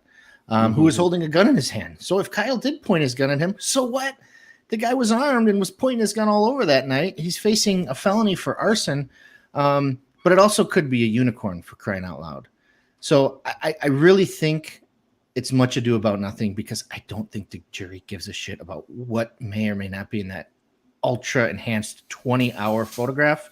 I used to be a wedding photographer. I have experience with Photoshop. I know you can really make anything look like anything. But I watched the videos you gentlemen put out, and it's amazing how you guys are able to do that stuff. But at this point, I don't think the jury cares. I think that the defense is going to make a strong argument that, hey, look, this is 11th hour evidence. And we're talking about beyond a reasonable doubt. When you're looking at a pixelated stick figure in the dark taken by a drone 300 feet away and enhanced, that's not beyond reasonable doubt. So It literally looks like Pitfall from the Atari 2600 with a gun in his hand. yes. So I don't think the jury cares about that. And that's what the prosecution is going to focus on. And I think they're going to lose the jury's interest. They're going to say, oh, look, there's this photo. They're clinging to straws. They want to see one of these felonies stick, but I don't think you're going to see any of them stick. You're never going to be able to convince 12 people that Kyle murdered or tried to murder anybody that he wasn't entitled to do legally. All right, Paul, your turn. I would like to ask the night of the 25th, when the Kyle Rittenhouse shooting happened, we heard during the trial, Dumbbell Binger was saying that the riots and the fires weren't as bad. So from that, I deduced that, the armed civilians standing around probably worked. Is that the sentiment in Kenosha, that the armed civilians made a difference on that night? 100%. And I'll just tell you a little quick anecdote is the neighborhood that I live in, some friends of mine lived in this neighborhood, and we just moved to this home that I'm sitting in right now. God, it was 2 weeks before this, right? So we're brand new to this neighborhood, and then all this stuff happens. And when we were out there, guarding the neighborhood entrances, my friend who's a Democrat says, look, he private messaged me on Facebook and said, hey, I don't want to put this out there publicly because I don't want to look like a Republican, but we appreciate what you guys are doing out there. We feel safer. My wife is happy. Thank you for being out there, right? And so, Paul, what you saw was the defense harping on that, saying, so you're saying on the 24th, tons of fires, a little bit of armed guards, and on the 25th, you had lots of armed guards, little fires. He's harping on that. He's setting the stage for his closing arguments to say, look, when the good guys showed up, the bad guys left. Kyle was outnumbered, but he was not outgunned. And like I said, he had the skill, maybe the little divine intervention. He prevailed. The bad guys did not. Happy ending. All right, Bernooski. To be perfectly honest, I don't really have any more questions for Kevin. I'm more just looking forward to getting into discussion. All right, no problem. I do. So the first of which would be now that now that this has all come down, like, for example, there was, because I follow, I'm part of a group of people that, along with Mary Todd, spend a lot of time exposing Antifa and their activities. There were Antifa accounts that are openly saying that in the event that there's a not guilty verdict, that the cities are going to burn. And I just kind of have a gut feeling, but I don't know for sure, but I have a gut feeling that if there are more riots in this situation, that it's probably not going to go as well as they think. So my question would be to say now, do you feel that the citizens of Kenosha have had enough of this crap and that there's going to be more people standing up to rioters if this happens? Or, I mean, I guess you guys have National Guard there now. Maybe the police and the politicians have figured out that that they need to just go ahead and stop the riots this time. Because that's, when I was listening to Kevin Glowicki's Scream, Never Stop Voices, and he was complaining and saying that he blames the whole thing on the cops not doing enough. And I said, okay, but if the cops had done something to stop your riot, you would instead be writing articles about how it's all about police brutality, breaking up a peaceful protest. So I guess to get back to my questions then, do you feel the citizens of Kenosha have had enough of riots and that would likely more people would stand up armed if necessary? 2, do you feel confident that maybe instead the police and the National Guard will actually have to do what it takes, to stop this riot? Well, that's the most important question of our stream here. Is, let's just say hypothetically Kyle is convicted and sent to prison for life, and let's say that they riot anyways because they're all here. We're all dressed up in our riot gear. What are we gonna do? Well, let's riot anyways, right? who is going to want to go out there and defend anybody when you see what happened to this kid who had 3 textbook self-defense shots? It's going to discourage people because I don't want to end up like Kyle. And that kid had millions of people around the world send him money. Thank God. Otherwise, he'd be sitting in jail tonight, right? So if you see Kyle get convicted, the American public will lose faith in the fundamental principle of self-defense, right? And that's really what's at stake here. And that is the worst possible outcome for Kenosha, for Wisconsin, for this country, and for the whole world, right? Someone is chasing you, they're trying to take your gun from you that you're legally possessing. You can shoot them. Somebody points a little girly Glock 40 subcompact at your face, you can legally shoot them. Somebody takes a skateboard and tries to chop your head off twice with it, you can legally shoot them. But if this jury and these prosecutors get a verdict of guilt of murder, we're going to lose faith in the fact that we can protect our lives, which is the fundamental right that we have as Americans is, do not tread on me. And so I think if you get an acquittal, which is likely, I think this city, this county is sick and tired of these thugs. And I think you're going to see a lot more people standing up. My wife won't let me get involved, so somebody else is going to have to step up. But yeah, I think you're right. I think the people of the city are sick and tired. They want to move on, and these rioters are not going to be well welcomed. They're not going to be welcomed at all. So, well, I hope you're right. And I guess the second question would then though be: do you feel that the police and the National Guard are actually going to step up this time? I hope so. So, we're starting out with a higher number. We're starting out, what's the word I'm looking for? We're starting out at the advantage, right? Because we have advance notice. They caught us off surprise on August 23rd, right? They caught us off guard. We were surprised. When I say we, I mean as a community. But this time we're prepared. So I hope the city, I hope the county, I hope the FBI, who, by the way, was flying planes over Kenosha that night. I mean, and they lose data. They lose a USB drive that has evidence of exoneration or conviction of murder. I mean, when I was a kid, you used to look up to the FBI, right? Oh man, the FBI, what a great institution of these fine Americans. But we've lost faith, right, in the FBI. We see the text messages between the lovers that were both married that wanted to stop the election. We see this dossier that they knew was false. So we're starting to lose faith in the most special institution, the most elite institution that we're brought up to believe. They were out there that night. Did they have informants? I mean, what was going on? So hopefully now we're prepared. Hopefully the FBI is on the ground right now getting intelligence. I hope they're walking around downtown, plain clothes, shopping, pretending to, spying, gathering intelligence. I hope that's already set in motion. I hope we're so over prepared that even a whiff of, a Molotov cocktail is just, boom, you're done. You're in handcuffs. You're being charged. So that's what I hope to see. Whether that's true or not, time will tell. But I think you're going to see an acquittal. And if we're prepared, I think you're going to see, probably only peaceful, annoying extremists out there yapping. That was kind of the impression I got. It almost seemed like Black Lives Matter in Kenosha fizzled out because of all of these protests I've seen outdoors. It's like a dozen or so people at most.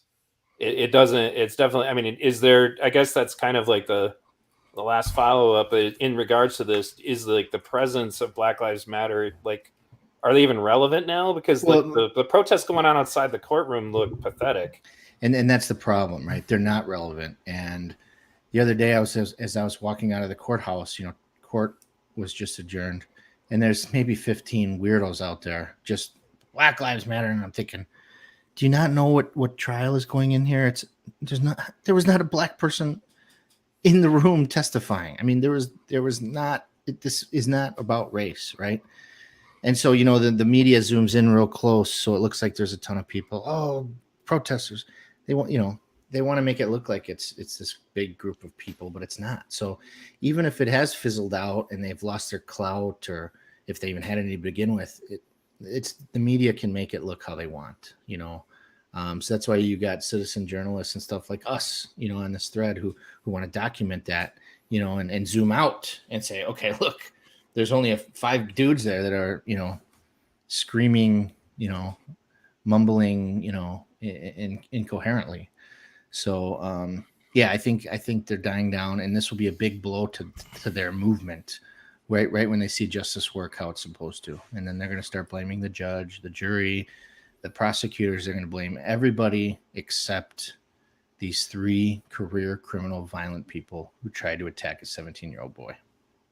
And don't forget Joshua Zeminski. Right, Yeah, actually, exactly. that's perfect, because the first crowd question I have right now is from Alan Conrad on that issue. Give me just a second here for station identification. If you were listening on my stream, you were listening to V Radio. If you guys want to check out my website, v-radio.us, you can join my various social media, as I'm getting more reports that people are not getting their notifications when I go live or produce new content. I'm also on BitChute, Telegram, Discord, Facebook, all of that information. You can email me. There were people who were trying to get me critical information at like 3 a.m. last night, and YouTube just keeps deleting their comments.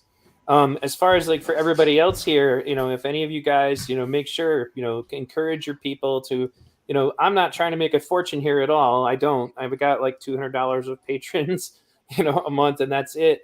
But if this is what you guys want, then you're going to have to support it. If you want this kind of media, you want the kind of hours that we put into investigating this stuff, to getting the structuring all of the videos for you, in many cases takes hours of research. Like for a 15-minute video the other day, I literally spent the whole day looking at it.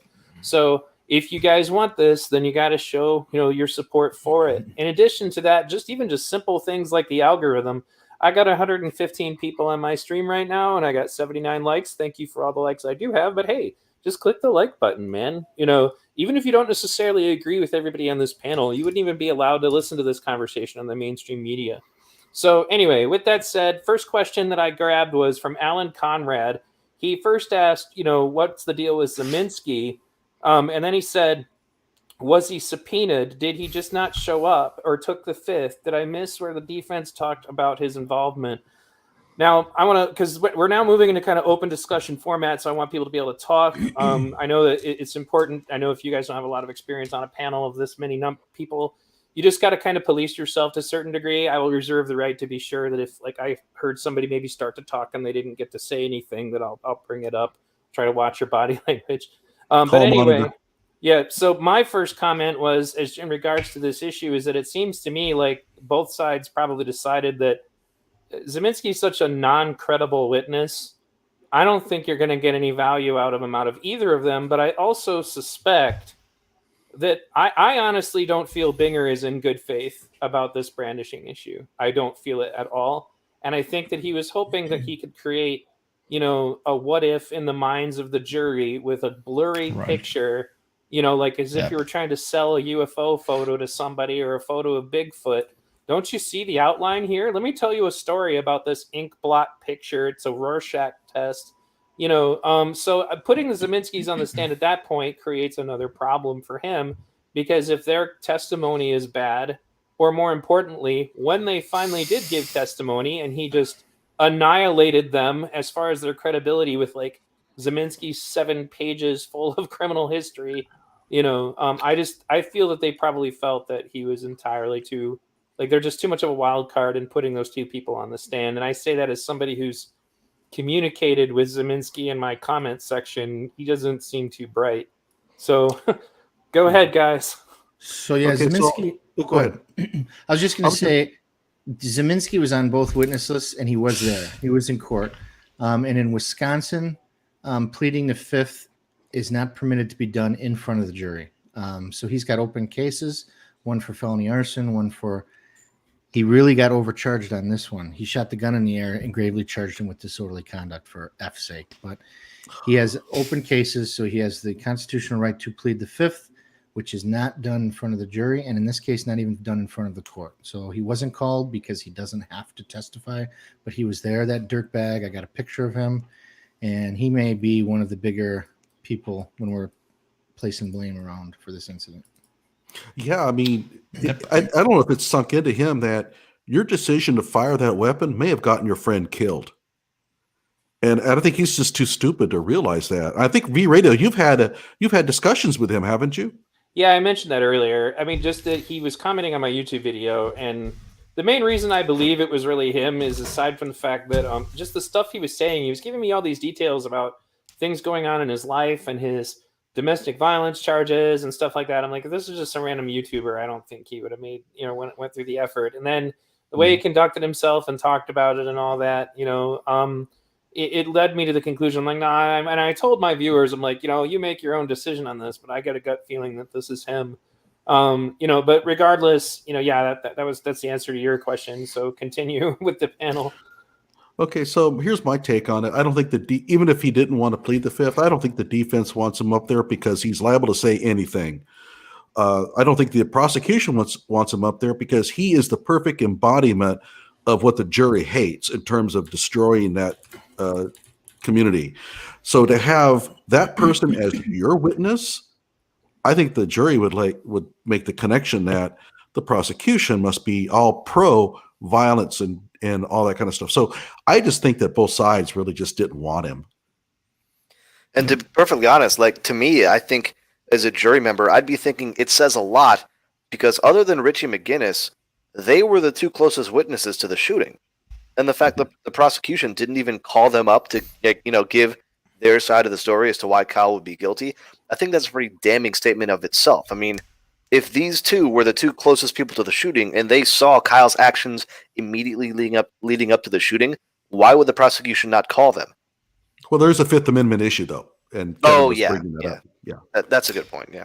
Okay, Paul. Yeah, if I may, I have I love just the double standard when it comes to Kyle and Zeminski from the media, and also the prosecution definitely, and that is that now plenty of people basically are saying, hey, white privilege at its finest, right? When it comes to Kyle, he has the judge on his side, etc. You know what I mean? All the funds that he managed to raise.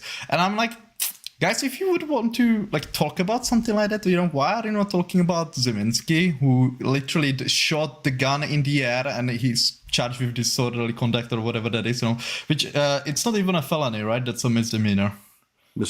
Yeah, and it's a weak misdemeanor. It's a 3-month misdemeanor. The most you can get is 3 months in jail, and the sheriff gives him work release. Yeah. He's lived a charmed life as far as the judges have been concerned. He's been nailed for many, many things, and they always seem to give him very little. Yeah, that's been my question from the beginning. Why the hell is he still walking around? How can you be that much of a repeat offender and just be walking around? I'm sorry. Here's the ironic part: is his wife is in prison right now. So, yeah. Listen, his wife, who was present during the riots, was on probation. You can't make this crap up. She was on probation for shoplifting.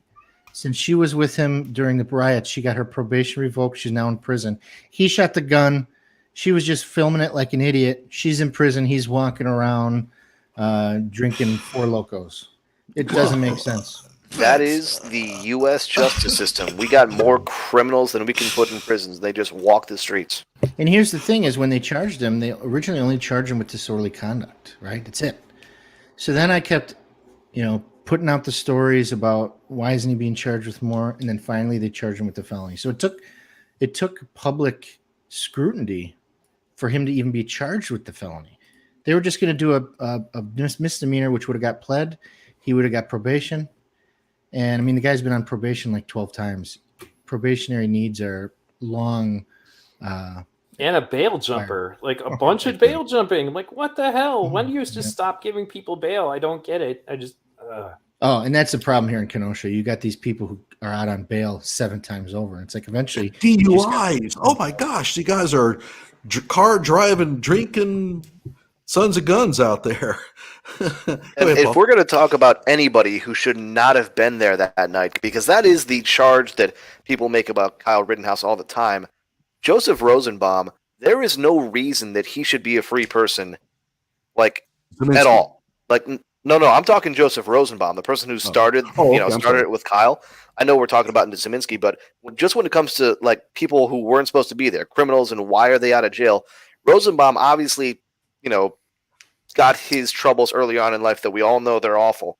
But he was in a mental hospital because he threatened suicide after, I believe, beating his fiance. Like, how is he not in jail for that? For what reason is there for him to be out in public? That's just insane to me. But again, that's our criminal justice system. Right, and if I may, because now I will be going to Bern and Kevin, because Kevin said that Zeminski is one of the people that deserves a lot more blame than he's receiving, and Bernooski now why Rosenbaum was walking. The party that is not receiving like any at all blame, which is like bonkers to me, is the mental hospital that released Mr. Rosenbaum into Kenosha, because he was somewhere outside of Kenosha, right? And they like, what was the thinking process? Because they called his fiance, oh yeah, we have here your extremely violent fiance, like what meds is he talking? What worked in the past? You know what I mean? Okay, this worked. I don't know, like how did they just take some pills, throw it at him, like and see what sticks, and then oh yeah, let's drive him to this, like a city on fire with shit tons of violence. This violent person, bipolar person, why nobody was like, boss, can we keep him for a night or two, maybe? That's like literally pouring gasoline on fire. And that's the thing, is they didn't even give him any medicine, right? Yeah. Mental health is real. I mean, we all believe that, right? Yeah. Mental health is a real thing that, people need to be treated for. And this guy, you said it pretty well. They literally kicked him out their door, gave him a bus ticket to a town that was on fire. They knew he was violent. They knew he was mentally ill. They don't give him medicines. And they kind of says, hey, go to Kenosha. We want to keep Milwaukee, the murder capital of the country, a little less murdery, I guess. I don't know. If I were to give a guess, I would say that this is without any knowledge of the case, but if I were to say the reason that they didn't keep him, it's probably because he doesn't have any money that they could extract from him. So now, I think there was a was there COVID more excuse points on at this? the Go ahead, time. Johnny. Go ahead. I think there was a COVID excuse that was given out early. I have no idea if it's credible, but that's what I heard. Somebody was pregnant. I know that. Yeah. Spiraling back to Zeminski, can you clarify about the charges? Because I know that originally he was charged with a gun charge for firing the gun, and then that was dropped. And then there was an arson charge that was brought in with a disorderly conduct with a weapon, but the criminal complaint mentions nothing about a firearm. Can you clarify that for us? So yeah, I watched your video. It's probably wrong. I was trying to. I think I sent you an email, or I intended to, but so you and I don't blame you for getting it wrong because it's confusing. So what happened was they charged him with disorderly conduct. That's all, right? Okay. Then at one of the hearings, Binger says, Judge, we're going to be moving to dismiss this because we're filing new charges that contain a felony. So they dismissed the original charge. Then they refiled that charge along with a felony. So the disorderly conduct for firing a gun in the air, although was dismissed, it was then recharged. Same facts. So right now I'm looking online. He has three charges open: a felony I, which is the lowest felony. I think it's maybe 3 years in prison most. Arson of property other than building, disorderly conduct with the use of a dangerous weapon enhancement, and obstruction of an officer. I believe, since this is a Schrader case, after hearing all this crap about Zeminski being a scumbag, I would not be surprised if Schrader maxes him out. And if he's maxed out, he'll get some prison, and that would be a beautiful thing because that's where he belongs, is in prison. And Schroeder's kind of called the hanging judge, isn't he? Isn't he kind of considered tough? Very, very fair in the courtroom. Always very fair to both sides. But once they get you guilty, he throws the book right at your face. Okay, so we can say with pretty good certainty that Zeminski is being charged for the gun charge of firing it. Okay, I got to do some apologies on mine, but it's not my fault. I have just found out that from this last year, that the writing is extraordinarily sloppy in this legal stuff. You know, I mean, to have a criminal complaint and not mention a firearm, even though it's supposedly a firing of a firearm that causes it, it's just really confusing. So we it's not go my back fault. to that. It's laziness. Yeah. You know, they copy and paste from the police report to the criminal complaint. So the question that has been highlighted is also in line with the question from my chat from somebody named Iva. And I guess it's a question that you said you've been in the courtroom. I think it's interesting that Zeminski showed his freaking face there. I wasn't aware of that. But, you know, Iva's version of it is, since your guest has been in the courtroom the whole time, what is your opinion or take on the feel of the jury? So the jury is a fairly old jury. So I'm 37, and I think there's one or two people that are my age or a little younger, and the rest are in their 50s, 60s, and 70s. Okay, so hopefully that brings with them some wisdom, right? There's one Hispanic male. Other than that, they're all white. And, you know, I'm an investigator, so I pick up things and analyze things that other people might think I'm crazy. But out of the 18 jurors, only 4 of them have been wearing a mask. So I'd like to think that those not wearing a mask are more on the right, and those wearing a mask are more on the left. So, I mean, that's just one little piece of evidence, and it could go either way. But, you know, usually, you know, I'm vaccinated. So, you know, I got the Dollar General one, the Johnson & Johnson. So I guess I'm supposed to have my period or something. But you'll become a real woman now. You know, I'm vaccinated because I trust Americans who do this science stuff. I took it on my own accord, not because the government told me. But, you know, these jurors were told, because this judge, he hates the masks, right? And he says, wear a mask if you want, but you don't have to. And so you saw the jurors just rip the masks off in relief. And I'm like, okay, those ones are conservative. Those ones are acquittal votes. And the 4 that are wearing the masks, a couple of them are pretty elderly to where maybe they have some kind of underlying condition. So I noticed that. I noticed that when Kyle was being cross-examined by T. Claire and just being badgered the whole time, the jury didn't like that. They don't like Binger in my surmising of their body language. They just don't. And remember, OJ's jury expert has been sitting 2 down from me this whole trial. So she's been taking notes, and she helped them pick the jury. So the jury is older.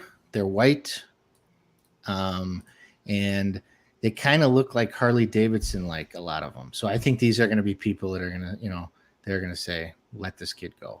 And that's was there any direct reaction when Kyle started crying? Did you notice any body language changes? Yeah. You know, they were upset because at the same time, so I've been sitting next to Wendy Rittenhouse throughout the trial. She's Kyle's mother. You know, she couldn't help it. I mean, they're trying to put her freaking kid in prison. I mean, it's just so sad. Yeah. She looked crushed.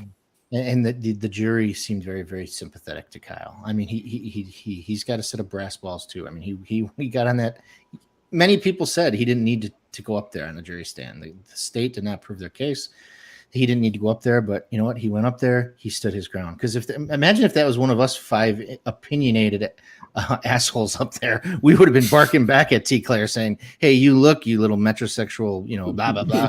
What would you have done? Would you just crawled into a ball and sucked your thumb? No, you know. So I mean, Kyle showed some restraint, and I'm proud of the way he testified. And I think the jury was sympathetic to him as a kid who was scared. I do want to comment only in that I think it's sad that we have to divide something like this in lines of right versus left. Like, and it's funny because at the beginning of my documentary, I literally post a picture of my Bernie Sanders ballot. And I did that. Unfortunately, that meant that some right-leaning people immediately turned off my documentary. But I did it because I was so sick of people saying, "You're a right-wing Trump, blah, blah." Like, because I'd done 5 versions of the video at that point. And I had so many people just say, "No, you're on the right, you're conservative." And I was like, you know, I just needed to identify myself. Like, look, guys, there's the truth and then there's not the truth. And I think there's just way too many damn people who want him to be guilty by virtue of his politics, Yes. by virtue of what they perceive his politics to be. Like I said, when I interviewed Lynn Wood, it was like he didn't even know what Kyle's politics were. It wasn't necessary. It wasn't relevant, and I think that it's unfortunate that, and you see this especially like when I just did a video about that Twit, who's a Twitch streamer, Bad Bunny or whatever, and she had this list of things that if you hear anybody arguing in the Kyle trial, then it means they're fascists.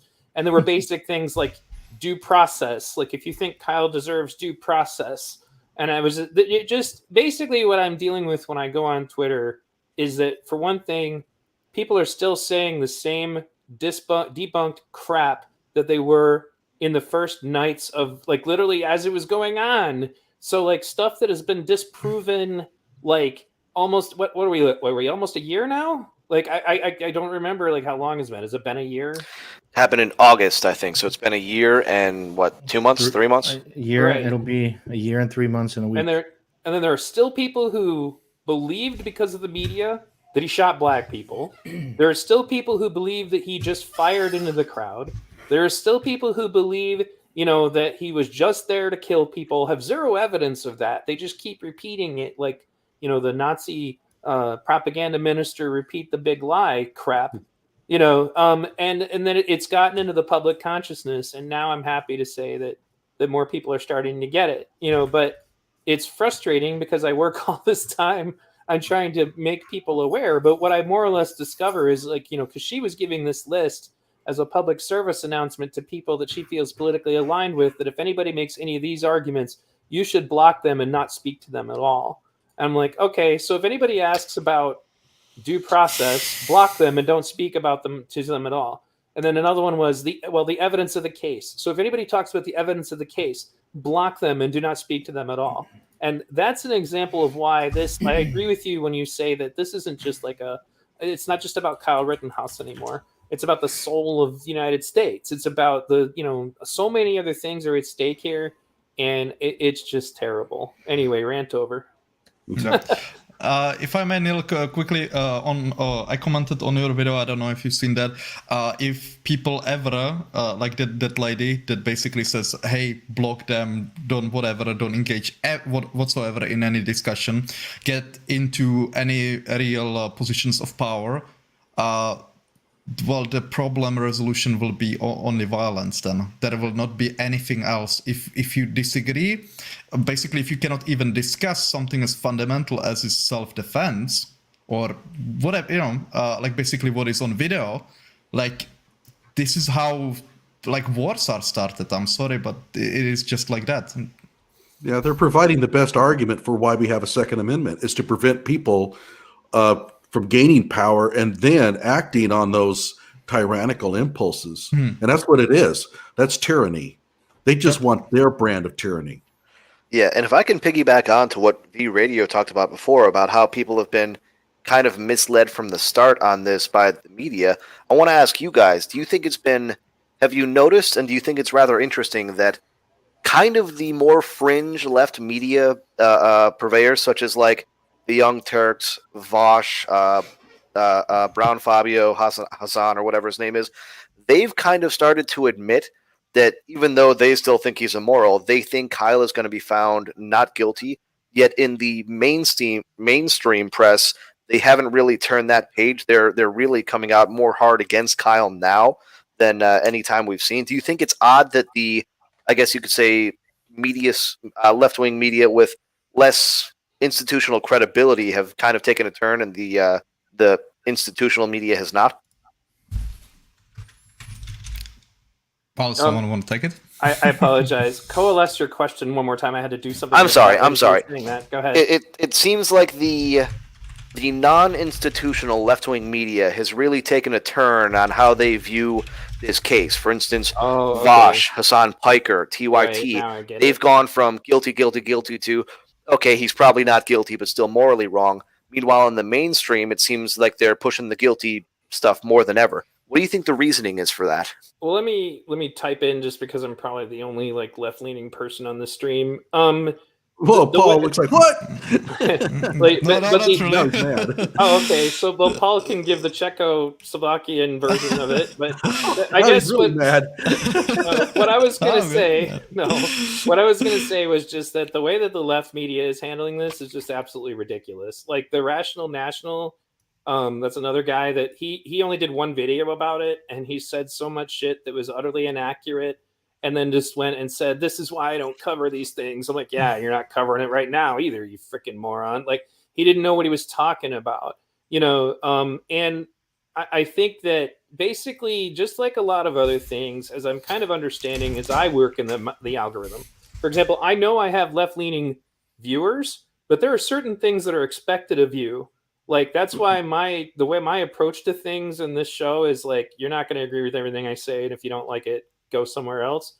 So I end up with, ironically, plenty of right-wing viewers too, probably more. I mean, if I polled them, it would probably be more.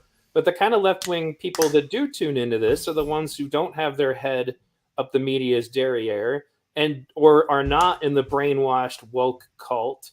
And that, unfortunately, is a minority as far as those who will admit who they are. I guess would be the way to put it, is that the culture on the left right now it's starting to get pushback. Like people like Bill Maher, for example, are starting to go after the woke and all of that and I think it's unfortunately because the Democratic Party recognizes that this is no longer in their best interest, not for any actual commitment to the truth.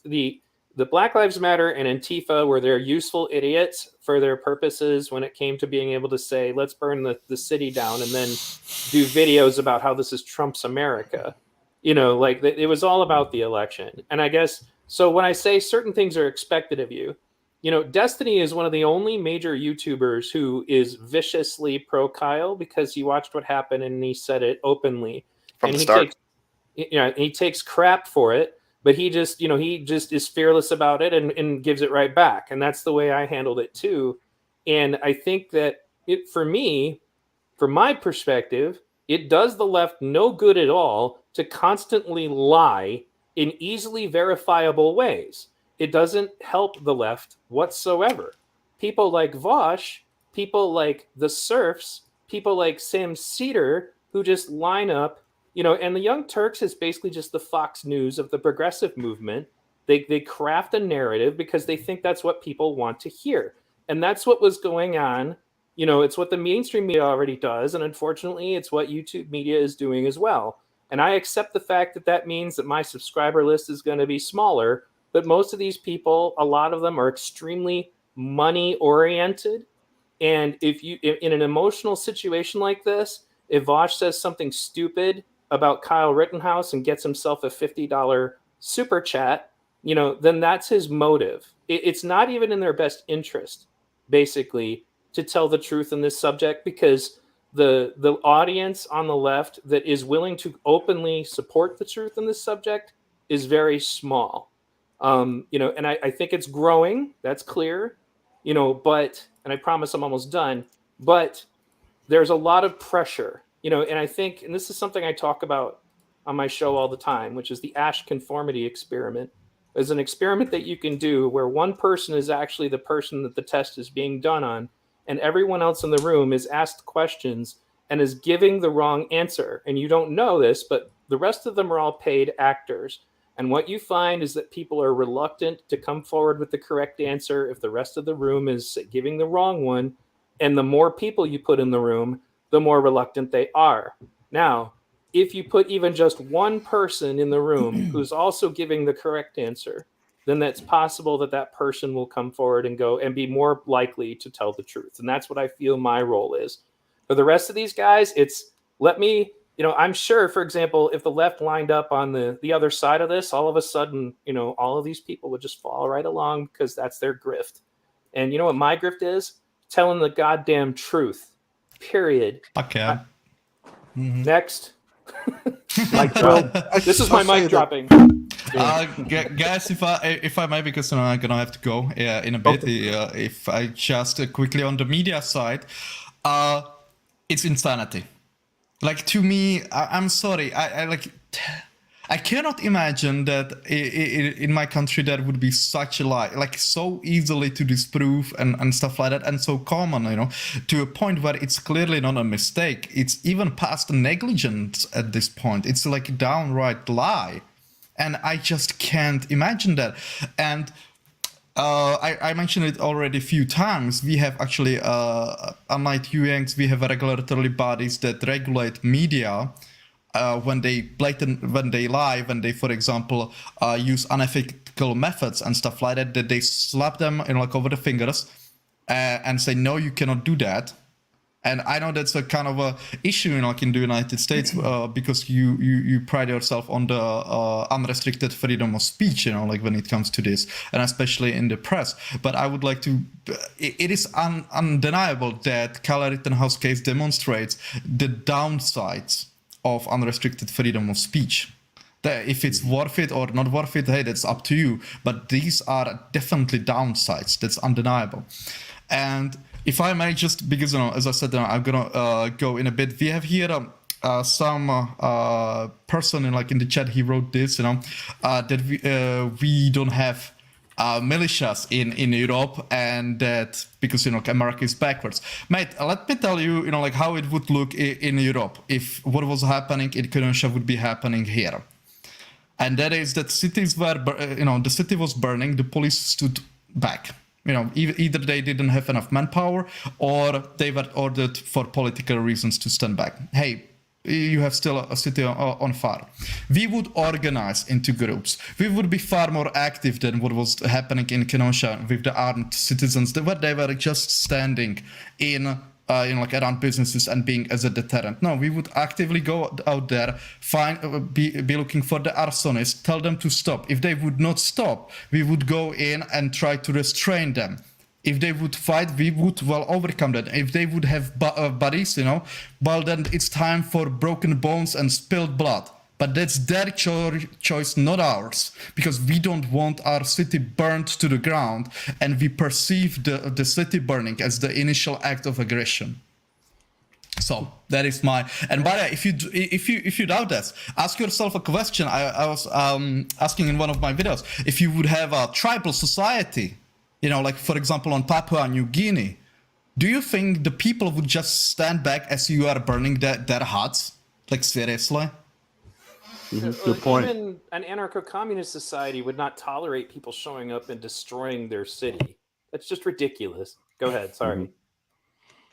Yeah, no, guys, I'm gonna go because it's 10 p.m. I don't like here. How about a quick plug for your own channel? Yeah. So, guys, if you are interested in this, line of thinking and in the content that I produce, you can find it on YouTube or on Twitter under the name Logical Checkmate.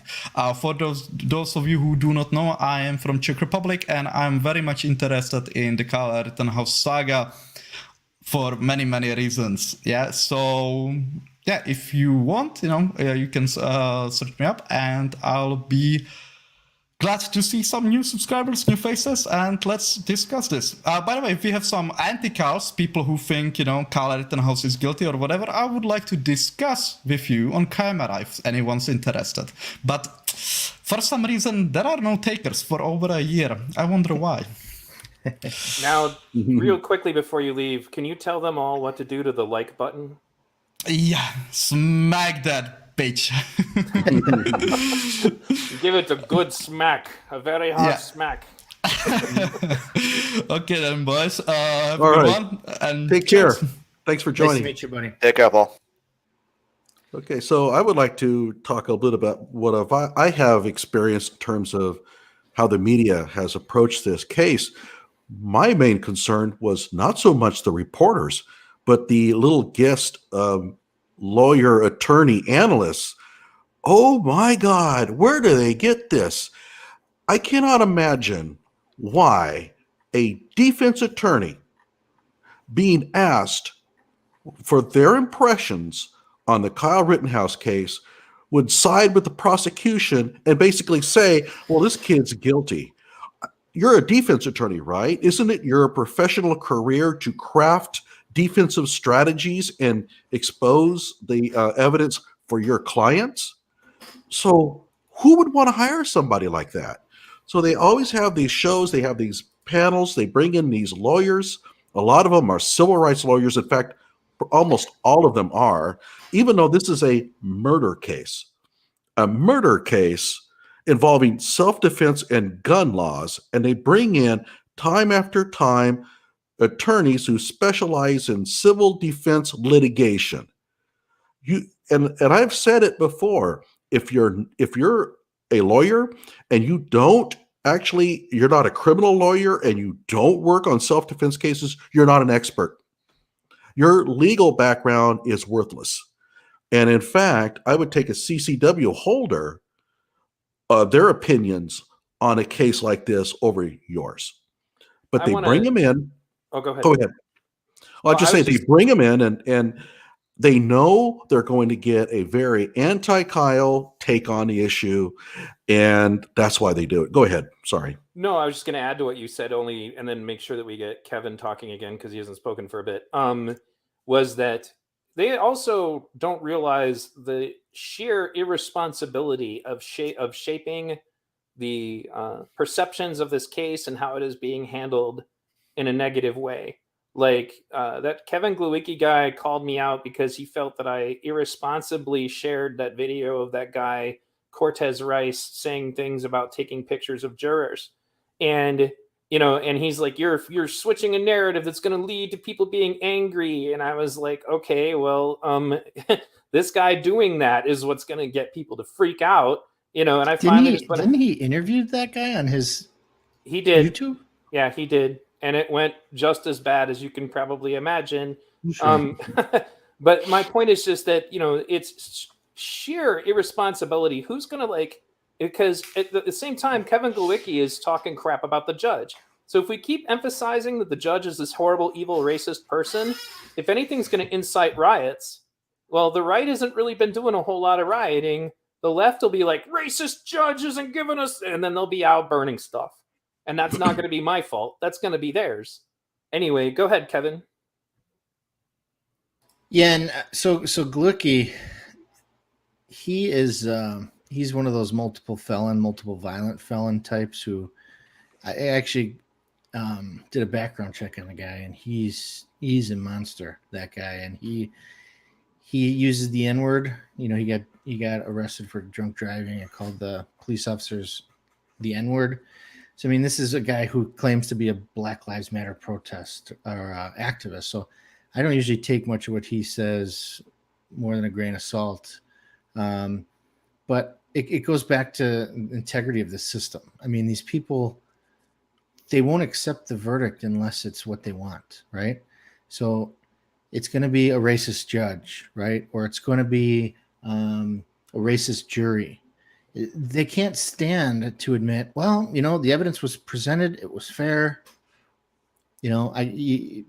Kyle was acquitted, right? They're not promoting faith in the system, right? And this is not a perfect system, but it's the best in the world, right? I mean, we can all agree on that. I mean, some countries, they don't have it as good as we do, and this is going to be the definition of how the system can work. When you're the state, you have unlimited resources. You have unlimited investigators, police. You have unlimited funds for experts. When you're the defendant, you have very limited resources. In this case, David and Goliath mentality was kind of offset because millions of patriots donated to Kyle's defense fund. But imagine if he didn't have those resources. Maybe he couldn't win this case. I mean, his lawyers are sharp, but I will say, it's like with gambling. I'd rather be lucky than good any day. Well, in this case, the facts are all on Kyle's side. All of the evidence points to a Kyle acquittal.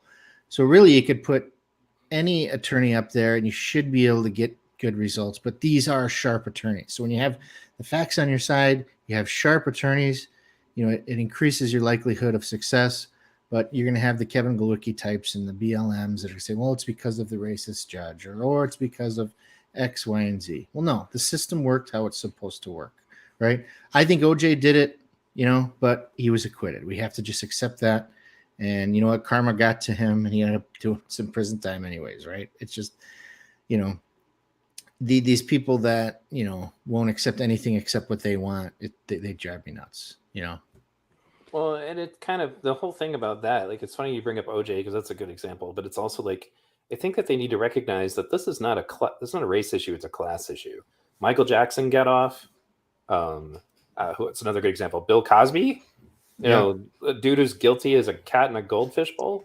You know, and I don't think that this is in any way like indicative of like that. I think that now a legitimate point that was made by the YouTuber Just Some Guy was that if the left was smart, they would be using this opportunity to expose to the people on the right that we need criminal justice reform, because Binger and the mishandling of the prosecution of this case is a great way to convince people, man, maybe we need to look at this again, you know, because it makes you wonder how many other people have been screwed like this who don't have the benefit of, you know, that they got lucky and got $2 million in fundraising, you know. And it makes you wonder, like, God, where would Kyle be if he had to stick with some poor public defender, you know, in that town, you know? And it's like it would have been a very different scenario. You know, Bernooski. Well, I want to comment on just a couple things you guys said. One of them being that I know you said it earlier, Kevin, and I don't necessarily disagree with all of it, but I think that when you say that they won't accept the outcome regardless of what the outcome is, I can kind of understand that, because I think that we've seen all the evidence ourselves, and if the jury were to find Kyle guilty, I wouldn't accept the outcome because I've seen the evidence. I've seen the video. So I don't necessarily agree with that point. Like, I don't have a problem with them disagreeing with the outcome. What I do take a major issue with is the media coverage of this case, and I'm going to go into a bit of a rant here. From everything we've seen, like from the very start, obviously there's two different types of media. There's YouTube media. There's obviously the corporate media that you see now. And the corporate media, like I think with the YouTube media, such as guys that V Radio mentioned earlier, Serv, Savash, those types of guys, I think they're true believers. I think they actually believe the things that they said. And that's why now that the evidence has come out more emphatically, they've kind of changed their tune. With the corporate media, people such as CNN, MSNBC, they're really pushing three different talking points right now. One of them is just straight up lying about the case or lying by omission. I don't know if you guys saw this the other day. Joe Scarborough was talking about the case. He said that Kyle Rittenhouse fired like 60 shots that night. Did you see that? No, I didn't. Not kidding. He said on his show that he fired 60 shots. He had Claire McCaskill on if you want to view the video on YouTube, and she didn't know anything about the case either. So that's just some insanity that the media is doing now. I mean, obviously the cross state lines with an AR-15. The View said that the other day, and I know they're not news, but they do have millions of listeners, like housewives and that sort of stuff every day. They keep on repeating these lies about the case, and that is to confuse the issue, obviously. So another tactic. 60 rounds, like a Rambo 80s movie. Yeah, that's what Scarborough said. He said Kyle shot like 60 rounds that night or something like that. It was insane. I couldn't believe it. And all the comments, speaking of taking away the dislike button, all the comments, that video was disliked to all hell, just because people were like, are you effing kidding me? But that being said, the second thing they're doing is they're straight up going to smear the judge. They're going after the judge hard. It's basically like they don't even argue the point anymore. They just say straight up, yes, the judge is clearly biased. Yes, the judge is biased. Yes, the judge is a joke. Like, they've skipped past any evidence of that. They're just saying, yep, judge is biased. Judge is uncanny. The guest on, I think it may have been Don Lemon show on CNN, Bakari Sellers, actually said that the judge has been outrageous and that he's basically applying for a job at Fox News after this. So they've been completely going after the judge 100%. And the third talking point they're really taking is chalking this up to vigilantism. Like, you saw Don Lemon the other night make the point, what would America look like if people just found that they needed to protect their streets, to protect their town, protect their country. Personally, I think that's a great thing. But it's been mentioned on CNN. It's MSNBC's main talking point is that this is about vigilantism. They put an article out about it. Chris Hayes has put out that this is story of vigilantism and whether we're going to allow vigilantism in the United States. Joy Reid, who's a psycho, obviously said that as well and added her little racial bias into it. So those are really the biggest talking points that they're using in order to try and just taint this case in a negative light because they know what the outcome is going to be. And really, I think their goals for this are, one, their news networks. They want more riots. They want more to report on. They're trying to stoke these riots by making people angry about the verdict, how that's going to be not guilty. And secondly, I think a lot of them, as we've all kind of pointed out, this is now a political trial. It is not just about pride. I don't necessarily agree with that, but I think it's also because someone stated before, I don't remember who, that they want to punish Kyle because of his ideology. And for the media, them painting the trial this way, them painting Kyle as a white supremacist, active shooter and all that stuff, that is to give him extrajudicial punishment because they know that the justice system is going to find him innocent. So they want to try and wreck his life any way they can without the rule of law being on their side. So that's kind of my view on this whole thing. The Joe Scarborough thing the other night, I couldn't help but laugh when he said it, but they've just been so outrageous about this whole thing. And I noticed earlier, there are going to be some videos out later today about all the media lies about this case. I couldn't even put a count on it. Like, I can't imagine how many times they've lied about this case. And we all know what the lies are because we hear them all the time and we debunk them all the time, but people still believe them. And some of them, she's a really good looking girl from the Young Turks. I forget her name, but she actually, Anna? gosh, No. she just said Emma something Vigland? she said something about, look, I said this before and I was wrong. Oh yeah, that was something Anna about- Kasparian. That was Anna Kasparian. Yes, I mean you gotta give credit where it's due. But back to accepting the verdict, and I think that we agree, but the definition of accepting the verdict. If Kyle is acquitted, the left will probably ask for, I don't know, the Justice Department then to charge him, or they'll look for an end around, right? Whereas if Kyle is convicted, those of us sitting here will want to go through the process that's designed. Let's start the appeal. How do we get in front of the appellate court? So we're not going to be advocating for somebody to bust this kid out of jail and let's go sneak him to Mexico. So yeah, I want to. Not yet. There is no verdict in my mind other than not guilty. That is correct. Period. So I won't accept it, but I'll live with it because I have to. Because we don't have anarchy in this country. We have to abide by what the results are, even if we don't like them. So that's what I meant by accept the verdict. Whereas the left, like I said, they'll start a change.org petition. Dear Biden, put Kyle in jail. The judge was racist. He belonged. That's the kind of thing I'm talking about. So, well, we got another. Go ahead, finish. Oh, I was just going to say, Ripley joined in, and he kind of reminded me of something I wanted to say. The one advantage, or I should say, the one distinction between the anti-Kyle and the pro-Kyle camp is the pro-Kyle camp is comprising of a lot of people who spend a lot of time digging through research, posting, trying to understand what happened. On the other side, they don't do anything of the sort. It's all based on what they see on Twitter, what they heard from the local talking heads. And is the contrast as stark to me as it is to you guys? Is that kind of right? Because Ripley reminds me, he's a guy who's just poured his heart into this case.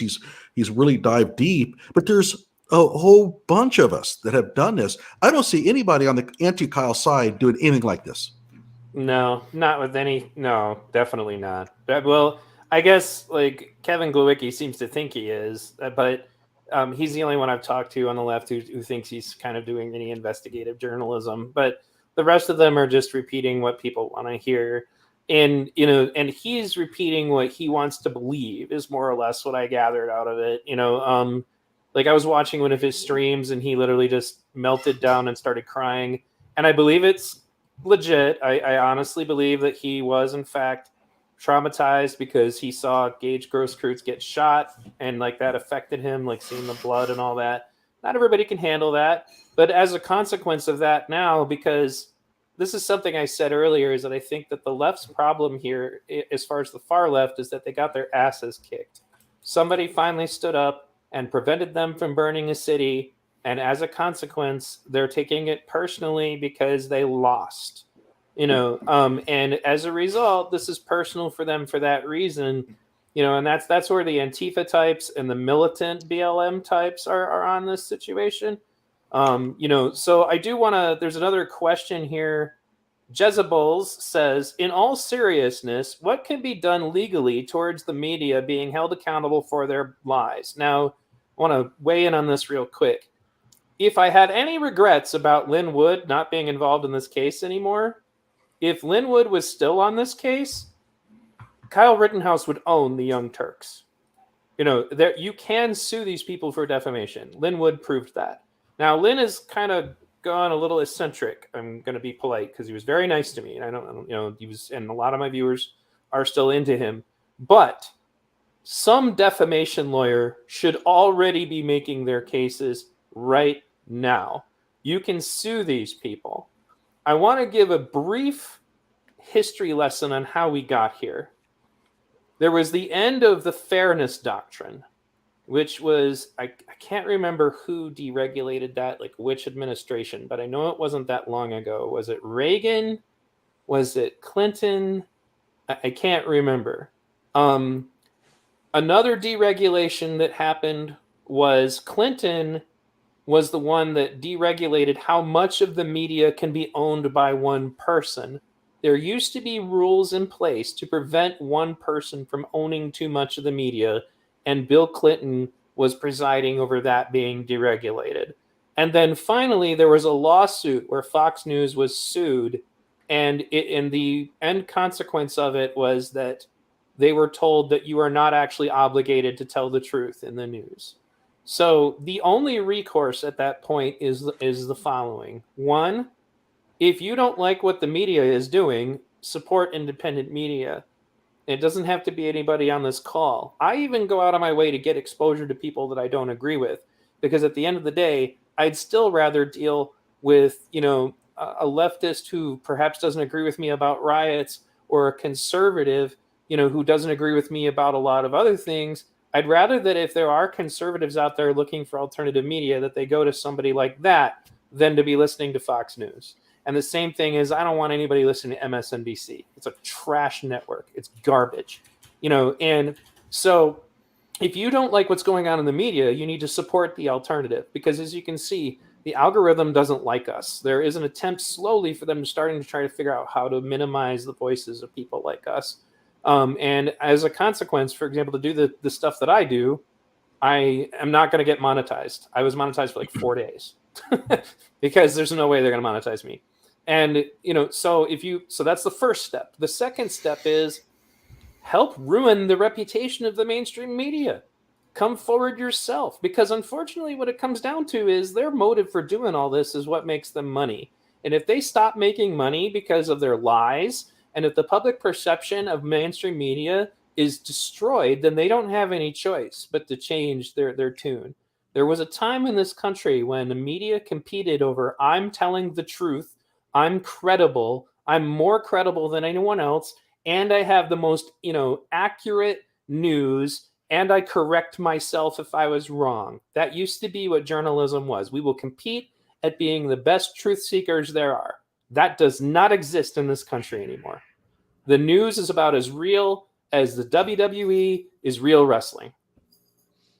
Next. What?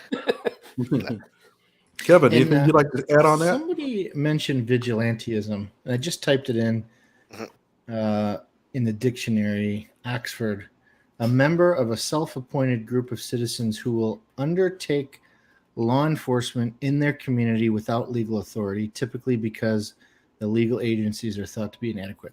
That term vigilante is thrown around a little too loosely. Like Kyle wasn't out there trying to arrest people. He wasn't out there trying to enforce the law. He was out there to try to protect life and property.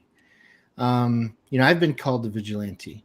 I didn't want anybody to try to go arrest these people or approach them and confront them. I was sitting at the entrance to my neighborhood with my gun, talking with my neighbors. we weren't enforcing the law. If we would have saw somebody smoking a joint, we wouldn't have walked up to him and said, "Hey, put your hands behind your back." To defend oneself or defend one's family or neighborhood or home or business, there's nothing that aligns with the word vigilantism. So I hate how it's thrown around so wildly by the media. There's nothing vigilantism about a city burning and people saying we're not going to let it burn. It's like, that's just not what it is, and especially when the police are outnumbered and the government cannot provide for our safety. So I think that's just something to get on the record. Another thing we need to investigate, which I'm going to look, it's going to be tough, but Gage, remember Gage kept posting a screenshot of his concealed carry license? Yeah. So that one didn't expire until, help me, 2023 or something? Mm-hmm. So this is the thing. I can't remember it, but yet it's been revealed during the trial that it's not valid. But that's what we have to look at, because he said Binger says it was expired, correct? And he said yes. Then he said, "Did you renew it?" And he said no. So expire. So only one of these two options can be true. Either he photoshopped or somehow manipulated that photo of his ID, or he lied, because that didn't expire until 2023. So that was either a false representation of his CCW license, or he got into some trouble that none of us know about, where they said, because what happens in Illinois is if you're charged with a felony or domestic violence, something that would preclude you in the state from carrying a gun, they basically send you a letter saying, here's a self-addressed stamped envelope. Send us that license back. We'll let you know later if you get it back, right? So we got to find out if he photoshopped that, which is a crime, right? That's a crime. Or we need to find out if Binger was being disingenuous by saying, oh, it expired. Because if he got in some kind of trouble out of state or somewhere where we can't pin him to it, and he lied under oath, that's something big, because those two can't be true. So I don't know what your thoughts are on that, but was he, now this is something that I've seen out there, but I haven't actually confirmed this. Was he charged with some sort of burglary or something like that? Because if that's the case, then he may have lost it for that without it necessarily expiring. But it was expunged, unfortunately. So, his burglary was expunged. Oh, okay. So the only reason I don't think it was. So it's tough. So the only way I was able to get the criminal complaint of him, it is a fact that he was charged with felony burglary. We know that is what we know for sure. And the only reason I was able to get that criminal complaint is because he had co-defendants who were also charged, who their court records were not expunged. So, they were all charged as party to a crime, right? So I have his criminal complaint. We know he was charged with felony burglary. It's ambiguous to where, was he convicted and then it later expunged? Was it a plea deal? Was it convicted and still remains of record and unreversed? We don't know. And the prosecutor certainly doesn't care, because it just hurts their case. But what do you think, Johnny? My understanding of it was a plea deal. But then again, I may have it wrong. I think you were much closer to the action, would know more than I would. So it looks like it is ambiguous.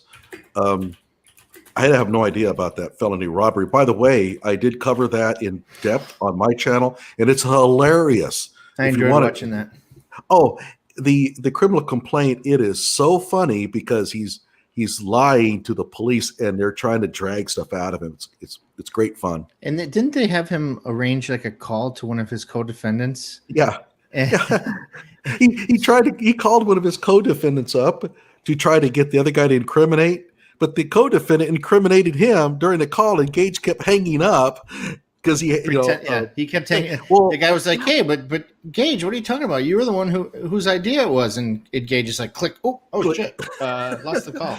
Yeah, I mean, he's call back. No one's ever accused Gage of being smart. No, I mean, seriously, he comes off as a real dummy in that entire episode. Streamers, make sure that you're monitoring your own chat so that we can also take questions from. I want to follow up on your talk about vigilantism.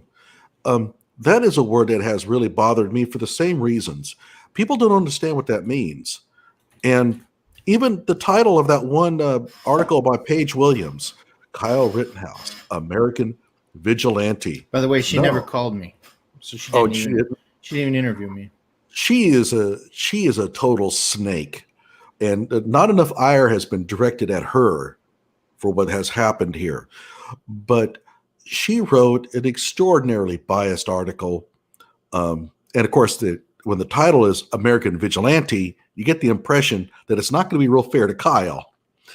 So a vigilante, as you're right, is a person who's taking over the functions of a government body, acting as private security, even if you are not necessarily legally allowed to or whatever. That's not vigilantism. It's just a person going out in the streets trying to prevent bad things from happening. If he starts arresting people, okay, maybe, because you could apply a citizen's arrest. That doesn't make you a vigilante either. So the term has no real legal meaning, but it certainly does not apply to Kyle Rittenhouse. Well, I think the reason that they're using it is basically just as a way to dishonestly frame it so that they can, I mean, let's be honest, it's the media who's doing this. The media wants to protect the protesters and rioters who they sided with for the whole summer. So them calling the people who are standing up to them vigilantes is a way to frame it that, oh no, leave the protesters and rioters alone. Like that's the way that I view it anyways. Mm-hmm. So did you have any questions from your audience, Johnny? No, I don't really read too well. Oh, My you haven't been eyesight's not monitoring just it? good, Oh, that's no problem. Well, I will say questions that I still have that have yet to be answered is are we ever going to find out who fired those other shots from a rifle? And are they ever going to prosecute whoever fired at Ryan Balch that he talked about? They brought it up in the court, and then the judge said, this is later, right? Meaning after Kyle was out of the situation. They went, yeah. He's like, okay, we're not talking about that. It wasn't like the judge thought it wasn't important in so much as just it's irrelevant to Kyle's case. But Balch, testified on the stand that somebody in a white car shot at him, and he had to duck behind another car to take cover. And I'm like, wow, I'd kind of like to know what the hell that was about. Has anybody gotten any more information on these kind of questions? Well, so the courthouse itself and the Kenosha County Administrative Building across the street had many tens of thousands of dollars in damage from bullet holes. There was bullet holes all over all the government buildings. The Bearcat and the MRAP, the armored personnel carriers, I don't know if you'd call them dings or what, because obviously they didn't penetrate, but there were hundreds and hundreds and hundreds of shots that night. So, and the problem is here in Wisconsin, the crime lab does not accept spent casings for purposes of DNA or fingerprints, because those shells get too hot that they disintegrate all DNA. They disintegrate the oils from fingerprints. So it's tough. It's an uphill investigative battle to try to figure out who shot where, when, and why. But what I do know is that if this guy, Kevin Mathewson, on the 4th of July or New Year's Eve, brought a pistol outside and shot it at midnight, I'd be charged with second-degree reckless endangerment. Zeminski shoots a gun up in the air in the middle of a riot and he gets disorderly conduct. Is that white privilege? I mean, what's the deal there? Yeah, I mean, that's a good question. I mean, the ATF, it seems like they're making more arrests than local police. They keep arresting people here and there for arson and other things. But I mean, it's now been almost 15 months, and there really have not been any serious. I'm unaware of any arson to building charges being brought forward, and it's been 15 months. So there's a chance we may never find out who was responsible for some of these, thanks to the new religion of COVID, where it's normal for everybody to run around with a mask on their face, for crying out loud. That's a big culprit to a lot of this crap too, to be honest with you. It used to be alarming when you saw somebody walking into a gas station covering their face. Now it's just the norm. Well, I would also piggyback onto the arson thing. Zeminski is facing arson charges, and the prosecutor is Binger, and the judge is Schroeder. And the thing about it that's funny is the prosecutor was trying to diminish the evils of arson during Kyle's trial. The same guy who's going to be bringing charges against Joshua Zeminski. Well, I mean, you only saw like 7 or 8 fires, right? It's not like you saw 10 fires, right, Kyle? Kyle, you're running towards the fire with a fire extinguisher. I mean, what's with the What's your sense of hurry? urgency? It was a fire. I mean, those things. I mean, it's. I don't care if you're on the left or the right. You have to look at that line of questioning and think, this guy is an idiot. You know, I mean, whether Hopefully the jury thinks that. yeah, and they do. You know, I look at the jury, and when they look at Binger, they look at him as a villain. And you know, Kyle was crying. You know, he's got PTSD. You know, we us fellas, you know, we're all probably gun owners here. I'm guessing. If somebody breaks into my house and they're anywhere near my kids or my family, I'm going to make spaghetti out of their head on the wall, right? And I like to talk a big game, but you know what? I'm going to be disturbed about that, right? I'm going to have PTSD. I'm going to feel terrible that I had to take a human life. My kids are going to be traumatized that they had to see somebody get their head blown off in my house. I'm going to vomit, maybe. You know, I'm going to, a year later, be upset to talk about it. But the left is acting like they'd rather him just be brazen and not show emotion. You know, so when the jury saw him crying, they took it authentically, in my opinion. And what else do you expect? You know, they're making fun of him, you know, minutes after, you know, when he's at the Eniac Police Department and he's, you know, crying and vomiting into the bait. What did you expect him to do? He's a human being, for crying out loud, and he just had to kill 2 people. You know, as much as we like to talk, you know, big manly things, we'd all be affected by that. You know, police officers who have to take a life, or you know, in the military having to take a life, even though it's justified, it's still tough. You know, it's tough on your psyche, on your mind. So Well, I mean, I think throughout the Kyle trial, they were suggesting he was some sociopathic psychopath, not showing any remorse. Sure, You know, so that's their narrative. Yeah, that's what I was going to say. It didn't matter what he did. They were going to have one way or the other to try and smear him over that. Whether it was the fake tears, like LeBron said, and let's be honest, LeBron's just jealous that Kyle's a better shooter than he is. But Yeah. whether it's the fake, you know, the fake tears, or oh look, he shows no remorse, like they were always going to smear him, no matter what his reaction was. So that sort of thing. And they were going to call it fake no matter what. That was going to be the ultimate. Look, that's not fake. That's a panic attack. I've said it before. I've seen my students do this. I've had to call, you know, emergency medical for students in the past because they get an exam and they just come uncorked. I've seen it. That was real. And it followed the same pattern I've seen before. And the idea of people getting up there and making fun of him, this is coming from the left. I thought that the left was supposed to be like in tune with the human emotion, understanding of sociology and psychology, all those great things they always portray themselves on. Now they got an 18-year-old kid having a panic attack, and what do? They make fun of him. And they talk about how fake it is. Thing. It didn't matter if he cried, they're going to attack him for pretending. If he didn't cry, they'd attack him for not being sensitive. You can't win with. It's because of the witch hunt. It's a witch hunt. It's the same religious persecution mentality, and I've been comparing it to that for a long time. And I actually studied religious persecution at one point in my life, and that's exactly what it is. There is no correct answer. You know, we're going to test the witch. This is how we're going to test her. We're going to tie her hands and her legs behind her back and throw her in the water. If she sinks and drowns, at least her soul is with God. If she floats, then she's obviously in league with Lucifer, and we need to burn her to death. That's the kind of mentality that they have. Now, Johnny, I want to ask you a quick technical question because I guess you're hosting it. Do you see that I added a thing that you can share screen? It's like a picture of Twitter. Let's see here. Where would it be? In their lower left-hand corner. Oh, okay. Yeah, add to stream. Want me to hit do that, and then that'll allow me to share this video. So I wanted to ask you about this because this was tweeted a long time ago, and I just stumbled across it again because this was actually around the night in question. But this is Black Lives Matter protesters or Antifa protesters or both, and you're going to find somebody brandishing specifically an AR-15 and lining up like he's going to shoot cops if they come out of those Bearcat, and then eventually turning around and firing at it. So I'm going to go ahead and play this, and I want to see what you guys all think. Can you all see it? Yep, I can see it.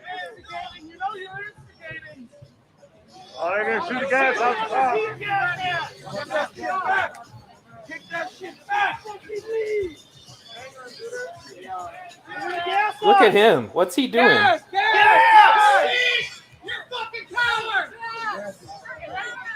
Man, would I love to have a rubber bullet gun or a tear gas container.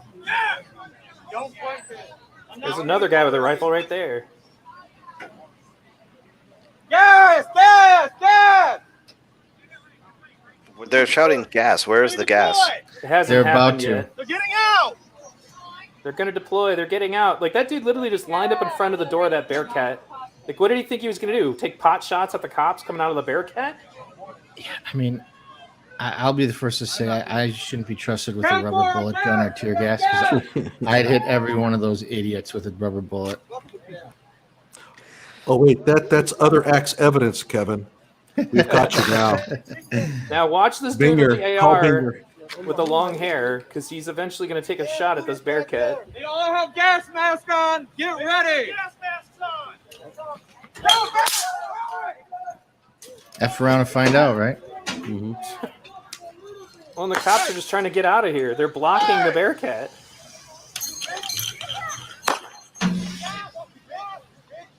Now he's going to turn, and he levels his gun and starts firing.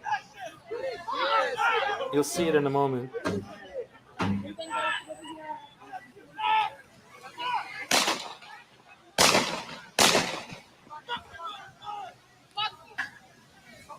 There he is.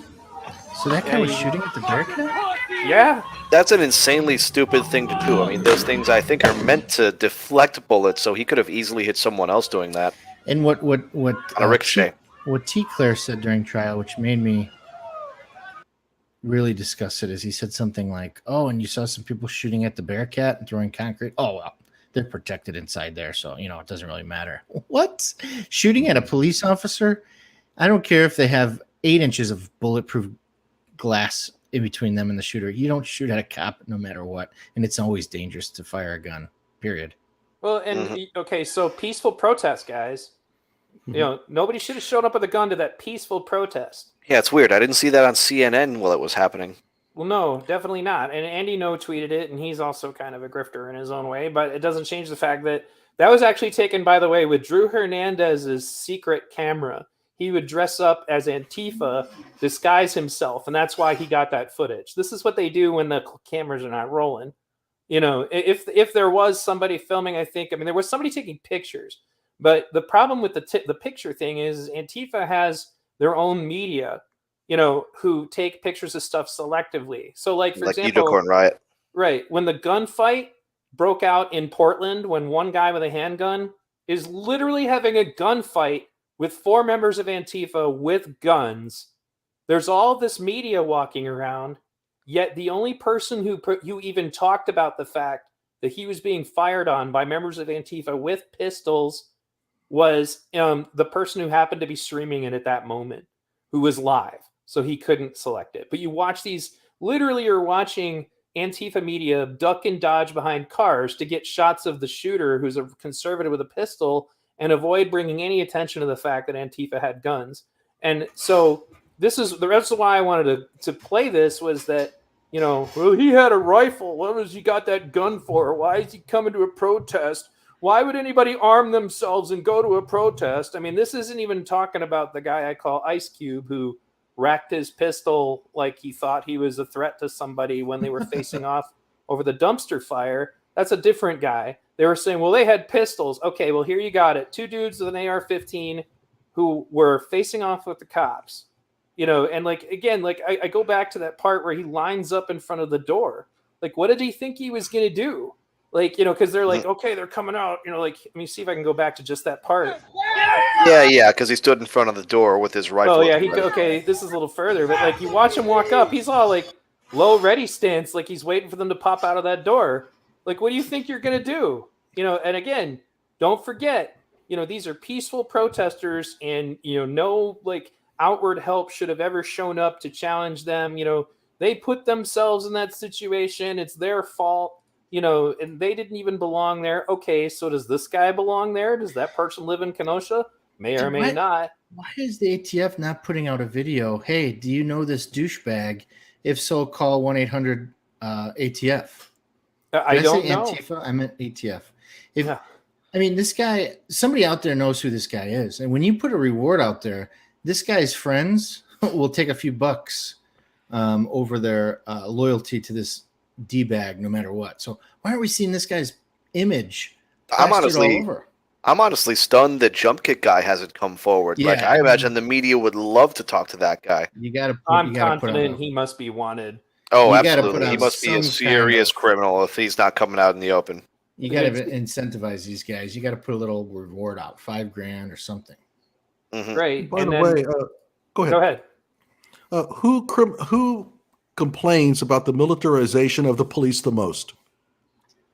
Yeah. Right? Yeah. Yeah. Gee, I wonder why we have these Bearcats. Well, yeah. Well, and yeah. I was thinking what's about that funny is earlier. the city of Kenosha just bought it for next year is buying a brand new like high tech one. Well, and the fact that they have this Bearcat is the reason this ended the way that it did, which is nobody else got hurt, including the frickin' morons that were trying to engage with cops. And they call it a tank. And I'm like, a tank has weapons on it, you frickin' moron. The only purpose of this Bearcat is to prevent people from getting hurt on the inside. It actually lets them navigate around riots without having to kill anyone. You know, you can see all kinds of videos over the course of the riots of burning police cars, which in many cases initially had cops in them who have then gotten out and escaped. You know, so that's why they have Bearcats, so that they don't have to kill more people. As ridiculous as that sounds, you know, it's not a tank. Nobody's been killed by a Bearcat. It doesn't make the police more deadly. It makes them more able to navigate dangerous situations without having to engage. And here, you guys want to hear something funny too? So the only, I should say, one out of the two African-American aldermen for the city of Kenosha, his name is Anthony Kennedy, far on the left, introduced a resolution. You'd think I'm making this up. He introduced legislation for the city council to ban tear gas and rubber bullets, to ban them. I heard about that. Okay.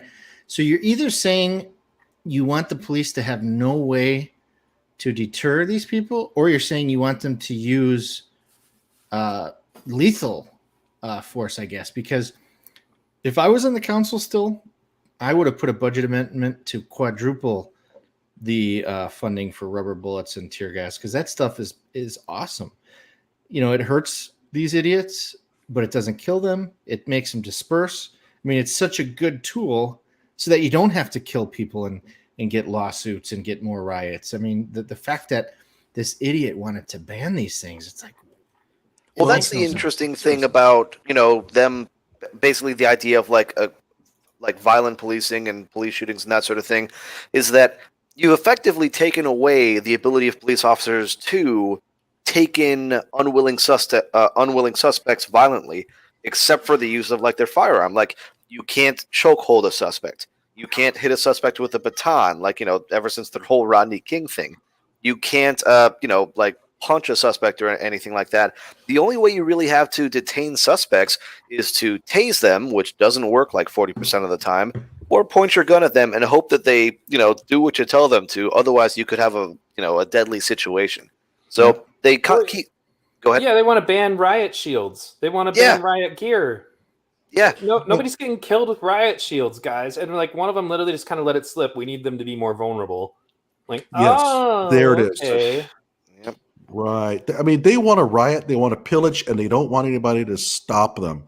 And that's the reason why the AR-15 is such an evil symbol in their minds, because it's the one thing that levels the playing field between a small little group trying to protect property and a mob. Did you guys see this evidence that Binger's a white supremacist? Yeah. Yeah. I thought that's I love stuff like that. In one of my videos about, I think it might have been Kyle Rittenhouse. Yes, I mentioned the white supremacist thing, except I have LeBron James and Steph Curry and all them holding up this sign right here. Obviously for a different reason. Well, for sure. Well, no, it's so stupid. And the thing is that 4chan did a prank.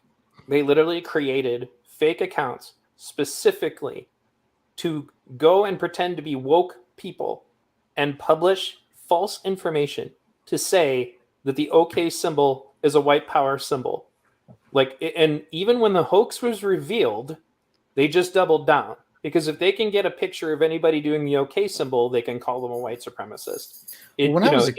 Go ahead. When I was a kid, I'm 36. When I was a kid, you put the little symbol, the hole, down at your side, and you'd say to your buddy, "Hey, what's this?" And if they looked, you got to punch them in the shoulder.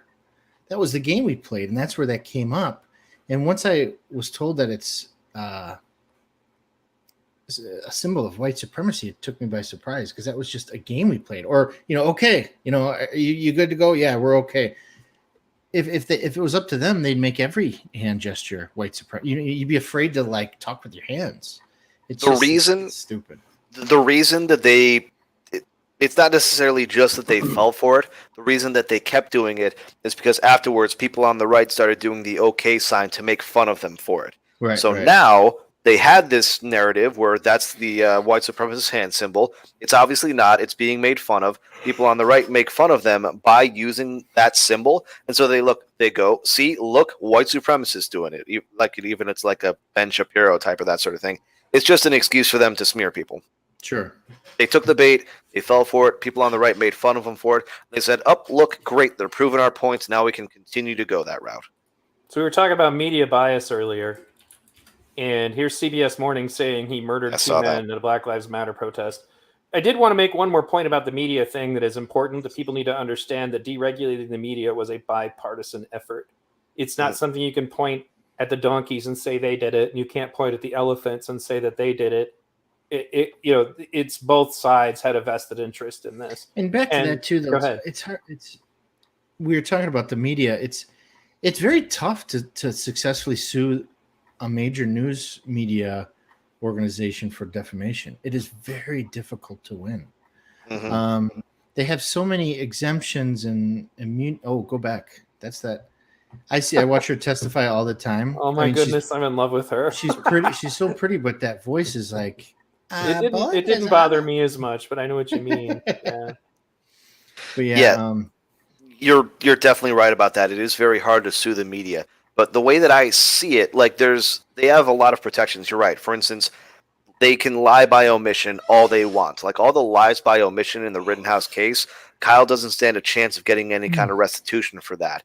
The areas where he can get restitution are the lies about him bringing the rifle across state lines, or about his mother dropping him off at that riot, people saying she needs to be charged. But there's two different standards. If you're a public figure, then there needs to be like malicious intent. If you're not a public figure, then it just needs to be, I can't remember the exact phrasage, but it just has to be basically not doing your due diligence at all and damaging this person's life. And the problem is the courts have ruled that you can be a public figure accidentally. In other words, Kyle is now a public figure, even though he didn't check a box saying, I want to be a public figure. Yes, so but the standard for that is actually surprisingly high, and it might be at the point where Kyle has crossed it, because basically the standard is you have to be considered a household name. Now, at this point, unfortunately for Kyle, he probably is in this instance, but back when this thing first happened, that might not be the case. So I'm not entirely sure how this will go. But from take the Nicholas Sandmann case, for instance, he was not a household name when the media basically lied about him. He clearly is. I still don't know if he's nearly as popular as Kyle Rittenhouse is. But after that happened, he became more of a household name. He was still able to sue. And although he didn't win, they didn't actually go to a civil trial, I think that the minute that they got into discovery, all these media companies were just like, ooh, yeah, we don't want people seeing what's going on in our organization. Let's see what we can pay him to make this go away. So I think if Kyle can at least go ahead. It's really odd, though, that the media made them into celebrities by lying about them, and then are claiming, well, not celebrities, public figures, sorry. Mm-hmm. They made them into public figures because of the lies they made about them, and then they're going to now claim, well, he's a public figure. It's like... Yeah, and that may be something where, because he wasn't at the time, he has a way to get restitution. But again, if he can get them into a point where they need to go into discovery, I think he can settle. And in a just world, he'd make more than Nicholas Sandmann and Richard Jewell combined. Well, yeah, I mean, they just openly went around calling him a white supremacist, racist. you know, like with all this crap with zero evidence, and then like, you know, they're just total malfeasance. So I wanted to take this other, or point out this other thing. PSA Sitch tweeted this out, and this has to do with the cross-examination, and I felt it was brilliant. In his case today was, 1, Kyle, why did you shoot someone trying to take your gun from you after threatening to kill you? 2, why did you shoot someone hitting you with a blunt object? 3, why did you shoot someone who only pointed a pistol at your head? 4, why didn't you render medical aid to anyone while a mob was attempting to kill you? Oh my God, that was hysterical. Why didn't you turn around and give first aid to the guy who just tried to shoot you? Oh my God. That's the funny thing too, is they spend so much time trying to say, oh, you lied about being a medic. Oh, you're not a medic. You're not a medic. Oh, but by the way, why didn't you offer these guys medical help? It's so. And then comical. 5 was, why did you value your own life over those individuals who were attacking you? And that was the thing that he kept saying over and over again, was like, you know, you realize that guns can kill people, right? You know, why did you, you know, like, I was like, what the hell? Well, yeah, his phrasing was, and you just didn't care what would happen to them when you fired. And it's like, well, no, I cared what would happen to me more than what would happen to them. That's the thing. See, like, that's where I would have, meaning of self-defense. I would have made a bad witness. I would have said, did you care what happened to them when you shoot them? No, I really didn't give a shit. They were trying to kill me. If they died, cool. If not, cool too. I mean, an honest answer that he could have given was just, it all happened so fast. They were attacking me. I didn't have time to think about like what would happen to them if I stopped them from attacking me. Like that's an honest response. Yeah. Do you have more on that, Johnny? You haven't spoken as much. No, I don't. I don't really have anything to add to that. Okay. This is Gage. This is in case somebody breaks into my house in the future. You guys can't use anything I said here against me. I also want to know which weasel of a friend gave that footage to Binger. I think that was Dominic Black, wasn't it? Yeah, it's got to be Dominic Black. Got to be. Let me stand up for Dominic here. He's 19. He's facing long prison time. And this whole thing of like loyalty to your friend, when you're facing federal prison charges and state prison charges, I think it would be really hard for a kid to not step in and say, okay, look, you got me. Here's what I've got. He doesn't want to go to jail, and I can't blame him. I mean, keep in mind, it's not like it's his brother. You know, I'm not going to blame Dominic Black for what he did. I really am not. Well, he has a good reason to be concerned, and that's something I kept telling people during the course of my streams, was like, you got to remember that almost every witness here has an ongoing litigation. They all have their own legal angles to what's going on. Like they're all involved in lawsuits or their own charges, you know, and as a consequence, they're not actually incentivized necessarily to give the whole truth. You know, go ahead. I was going to just mention briefly, because you're bringing up the Richie McGinnis testimony. I've noticed, because again, we talked about how the media has lied by omission. Like when they brought up Gage Grosskreuz's testimony, they said, the only thing they highlighted was he feared for his life, and he says Kyle shot him while his hands were in the air. They bring up, other people's testimonies, and they omit all the important parts. They didn't really bring up, like, Richie McGinnis's testimony was almost non-existent in media coverage. Like, they really didn't talk about his testimony at all, just because there was nothing that he said that was beneficial to the prosecution that they could, omit everything else. Like, I feel like they didn't mention his testimony, especially the most damning part at all. You know what wasn't brought up enough is that cop. Which one? Babe Cop, they call her on Twitter. Oh, her? Blonde girl. Yeah. She looked really irritated. Like, it was very clear she didn't want to be there. Well, how about she said, they said, well, what happens if you fire a casing that's already been fired? She says it goes click, not boom.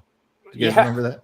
Well, it just felt like she was like, why am I here? And I kind of get it. It was another example of the prosecution calling somebody, and I'm like, why are we talking to this person? Or like, and then the box with the stuff in it, I was like, is this a pepperoni pizza? Well, yes, it is. Well, what's interesting, though, is this is the thing, right? I mean, I guess it's not a smoking gun, but if Gage kept saying he re-racked. He pulled the charging handle back. And Yeah, that's such a re-racked, joke. right? If he did that, there'd be a live round on the ground, and she didn't pick up.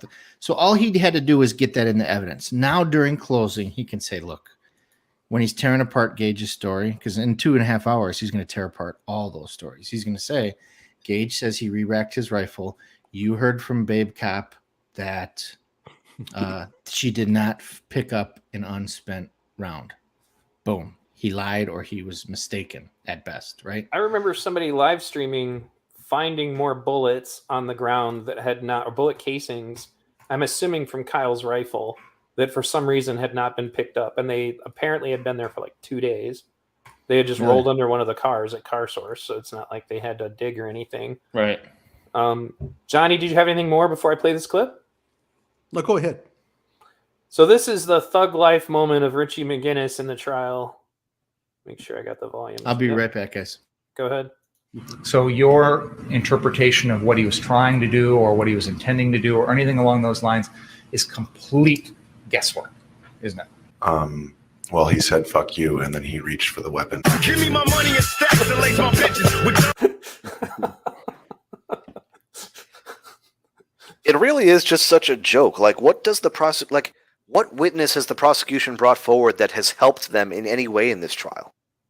Like, I really can't think of one. No witnesses. No.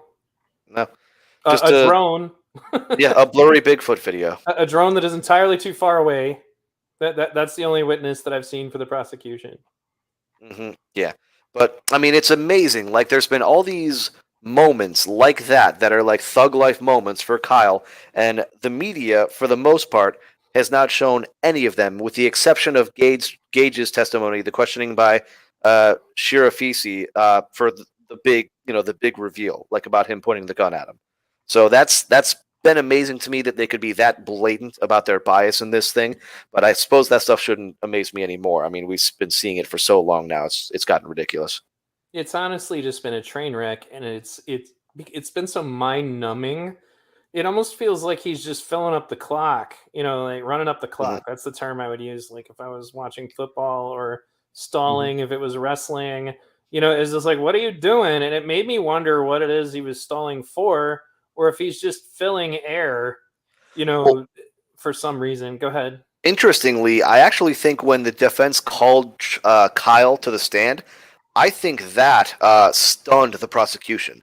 I don't think they had any idea that was coming, and so when they went, he needed to go to the bathroom. Yeah. It's like, shit, I need to check my underwear. Yes, when they called Kyle to the stand, the defense did. That stunned the prosecution.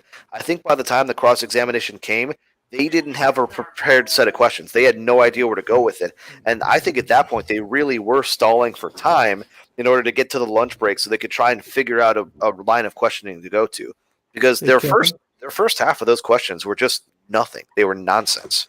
Nothing. Kevin, what do you think of the decision to put Kyle on the stand? I think you may have mentioned it earlier, but honestly, it's one of those decisions that defense attorneys have to make, that if they put him on the stand, they're going to take all kinds of praise and what do we do? Oops, sorry about that. Condemnation. If they don't, they'll take. There's no right or wrong answer. I think in this case, it helps because it shows that he's a human. It shows that he was upset about everything. But Trey Gowdy, you guys know who he is. He's one of my favorite, former congressmen. He was on an episode of Forensic Files, and he says, in his twangy Southern voice, he says, what we prosecutors always say is, what do you call a defendant that does not testify at his own trial? An inmate. So that's kind of the old rule is, you look guilty. I don't care what the judge tells the jury. The judges, if Kyle would not have taken the stand, the Wisconsin jury instructions, the judge would have said to the jury, in this case, the defendant did not take the stand. That is his constitutional right. You are not to use that as a sign of guilt. Bullshit. The jury does not listen to jury instructions, right? when you Well, look yeah, at they're it, just going to go do whatever they want. basically. exactly. That's what I would do, and I'm honest. If a judge, if a defendant screamed out, "Yeah, I killed that bitch," and then the judge says, "You are to disregard what you just heard him say." Come on, I'm going to go in the jury room and I'm going to say, "Let's get this done quick so we can go have pizza," right? So, I think that he had to take the stand because you're going to have the jury wondering why he didn't. And that's going to be a topic that they're going to talk about is, if he did something, if he did nothing wrong, why wouldn't he go up there and tell us? And so I think they did the right thing. Dershowitz agreed to. Do you think the jury responded well to it? I think you mentioned your answer before. Yeah, but they seemed sympathetic to him. They seemed sympathetic to his mother, who, I'm like awkward because I'm like sitting right next to her and, the jury's looking at her and they can hear her crying. I think it was effective to put him on the stand. And if you guys noticed, there was no redirect. Right when T. Claire was done, boom. He and they did it first too. Usually you see the defendant testifying last. In this case, they got it out of the way because they felt they had to, and then boom, then they had other testimony following that. So, the testimony they hear, closer to the deliberation is usually what sticks in their mind the most. But I think we're going to see some very, very sharp closing arguments from the defense. I'm not sure who's going to do them. I think it'll probably be Sharafi. I like him better. I hope he does. Yeah, I mean, they're both really sharp attorneys. And it goes to what you were saying, Johnny, is you hated seeing the defense attorneys going on TV saying, blah blah blah, he should be guilty. Mark Richards is a Democrat. You guys probably wouldn't have thought that, but he's a Democrat, which I won't hold that against him too much. He's but the guy who defended Zimmerman, right? Zimmerman. Oh, no, I'm sorry. I was thinking of Mark O'Mara. My apologies. Oh, yeah. Go ahead. Mark Richards is a Racine attorney. That's the city just to the north of us. But yeah, he's a Democrat, but he's still vigorously fighting for his client. He might, I don't know. I don't pretend to know, but he might be one of those who he doesn't believe that people should be able to carry around AR-15s. But that's not on his mind. He doesn't care. He puts that aside, and he's vigorously defending his client. But yeah, they're both sharp. They're both, they kind of have the different, Sharafi, he uses these hand motions and these, he hypnotizes you. He's just so sharp. And, and Richards is the type of guy, this is ridiculous. And he's been a practicing attorney for 20 years. He it's kind of like good cop, bad cop almost. I think you're going to see Sharafi give the closing arguments, and they're going to be powerful because the evidence has all been on the side of the defense. Then you have the rebuttal, which I don't understand for the life of me. That's one thing I think the founders got wrong. Why would you let the state get to be the last one to talk before the jury goes to deliberate? I'll never understand that. I think it should be the prosecution, then the defense, and that should be it. Or then you should have the defense, then the prosecution, then the defense. The defendant's lawyer should be the last one to talk to the jury before they go, but that's a long-standing thing that's happened. But either way, they each get 2.5 hours. I think you're going to see powerful closing arguments tomorrow from the defense that are all corroborated by evidence, and you're going to see strong closing arguments by the prosecution that is not corroborated by evidence, but it's corroborated by emotion and not sound logic. What do you think that they're going to say, the prosecution? The prosecution is going to say, what do they say in the legal thing? Had it not been for, they're going to say, look, Kyle did not belong there that night. It was a dangerous situation. He introduced more danger by bringing a weapon that, the drinking game is 30 rounds, right? Every time that banger said 30 rounds, AR-15. And by the way, it's not an AR-15 style rifle. It is an AR-15. If I hear one more person say AR-15 style weapon. Yeah, it's a trademark issue. Yeah, I guess. So anyways, they're going to say, he's a 17-year-old kid who interjected himself into a situation in which he was not welcome nor invited. We heard from the brothers. They did not ask him to be there. That's what you're going to hear. You're going to hear the stuff because he can say that in his closing because the brothers did deny asking him. But the prosecution is going to say to the jury, listen to what common sense tells you. Common sense tells you Kyle and his group were asked to be there. You are the judges of credibility. Do you think the two brothers were credible? No. They weren't. No, I I don't think anybody did. The jury is responsible for determining credibility. I think Gage, with his long hair and gauged out ears, he wasn't credible. He's suing the city. Remember, Gage, the only thing on Gage's mind right now is that 10 million. And the only thing on his attorney's mind right now is 30% of that 10 million, which is about 3 million. So he's got a lot to win here. Kyle's got a lot to lose. So the jury looks at these things. The car source owners have a lot to lose as well. That's why they lied. So it's hard to hold them. It's hard to get really mad at them because they're sticking up for their livelihood. But at the end of the day, technically, their false testimony could help the jury convict. Because remember, that's part of this media misinformation is he came from out of state to defend a business that didn't want him there. So they play into that with their false testimony, with their perjury. Are you saying he crossed state lines? I'm saying that's what a lot of dumb people are saying. Yeah, wow. And to be honest, I think that part of the strategy in having Kyle testify was so that he could really put that narrative to bed. Because I think that is something that you hear a lot out there in the ether, and they will try and argue the whole he shouldn't have been there thing. But when he testified that his father lives there, his aunt lives there, his grandmother lives there, he works there, his friend is there, he was staying at his friend's house.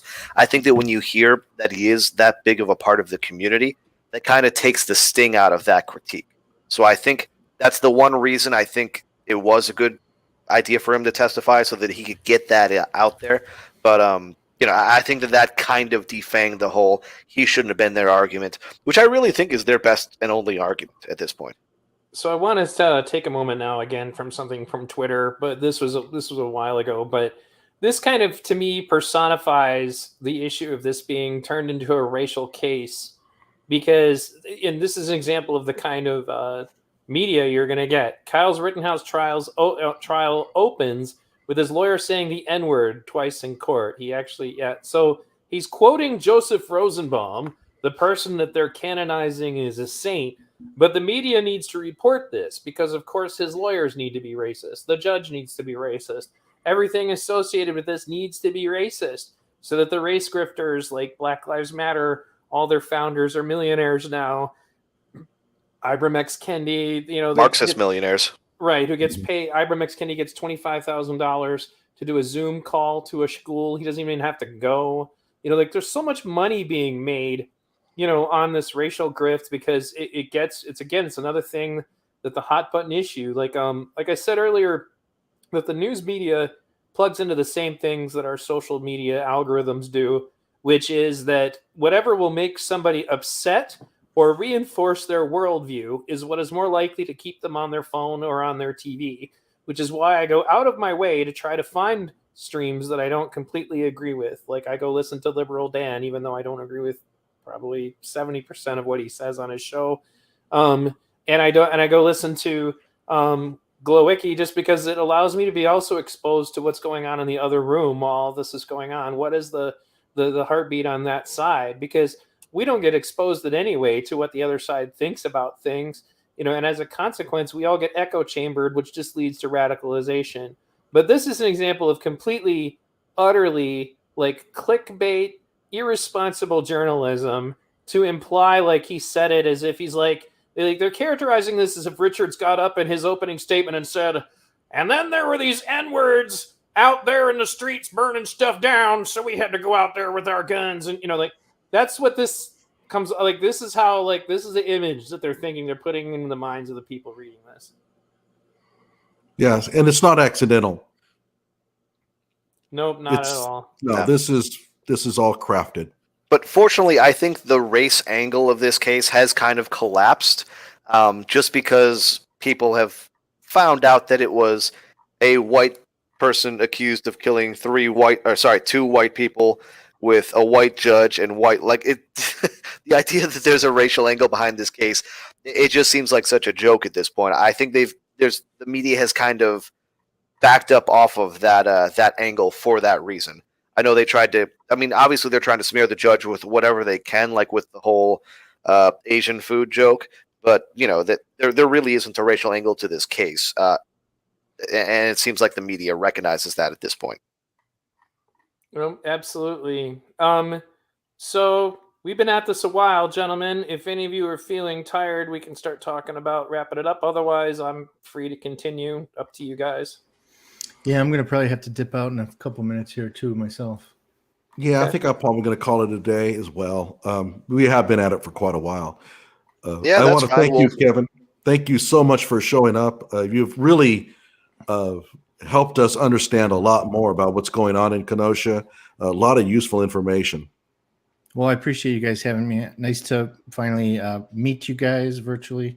I know we've talked before, but yeah, let's try to do this again post verdict. I think Absolutely. that'd be a fun discussion to have. And I hope Yeah. that this isn't the last time we get together, for sure. Yeah, in fact, I think that was it Paul that was going to form some sort of like post verdict kind of get together. Yeah, he talked about that for sure. The question of what the mood What of the the mood will moment be. Yes. Yeah. I wanted to take a quick second to bring this up because nobody talks about it anymore. But after they found out this was a hoax, then all of a sudden this story went away. But apparently a black woman was putting racist letters in a whole bunch of mailboxes in a neighborhood, like trying to create a hoax. Like they're trying to create a mass hysteria. And I'm curious, it comes back to what I said earlier, like what is the motive to make everything so racial? And it can't just be the grift. There has to be more to it than that.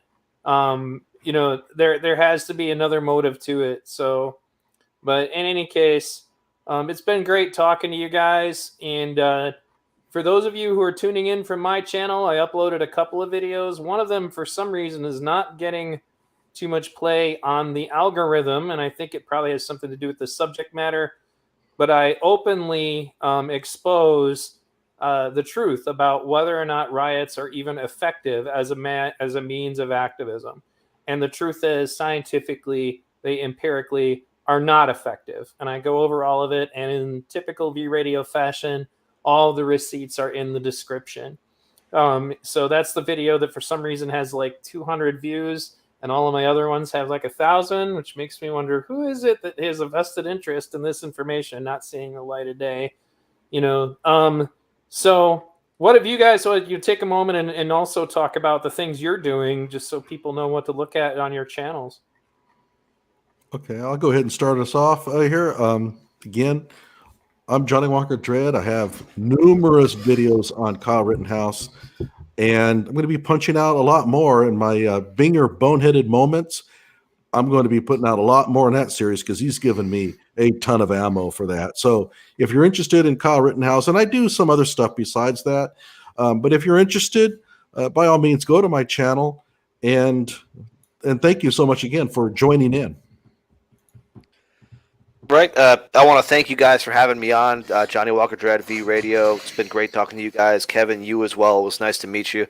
Name's Bernooski. I literally just started doing YouTube stuff like a month and a half, 2 months ago. Still very new at it, but I feel like each video I'm making is getting better. Basically just talking about like cultural, political stuff. If any of you guys want to see what I have to say about like, the impact of LeBron James or the Julius Jones case or any sort of thing like that. Obviously, Kyle Rittenhouse I've talked about a few times. Feel free to check out my channel. Don't put out content a lot because I work a lot now. I'm in the restaurant business. But I'll try to put out as much stuff to keep you guys interested as possible.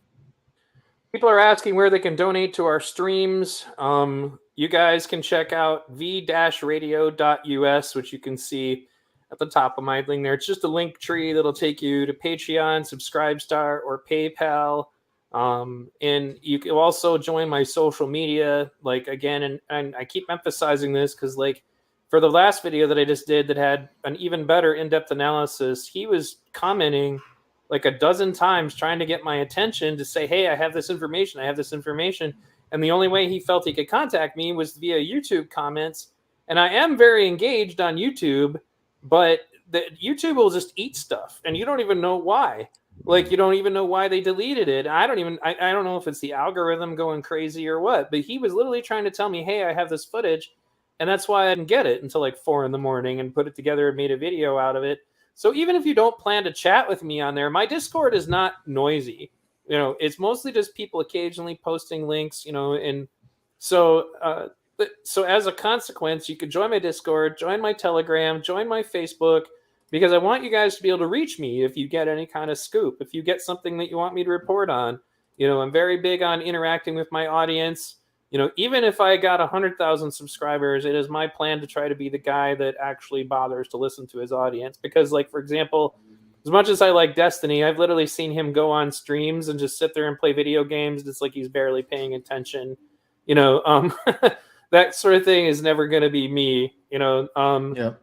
So in any case, and obviously, Kevin, tell them about the Milwaukee Sentinel, or not Milwaukee Sentinel, County Eye, Kenosha County Eye. Sure. So the Kenosha County Eye is KenoshaCountyEye.com.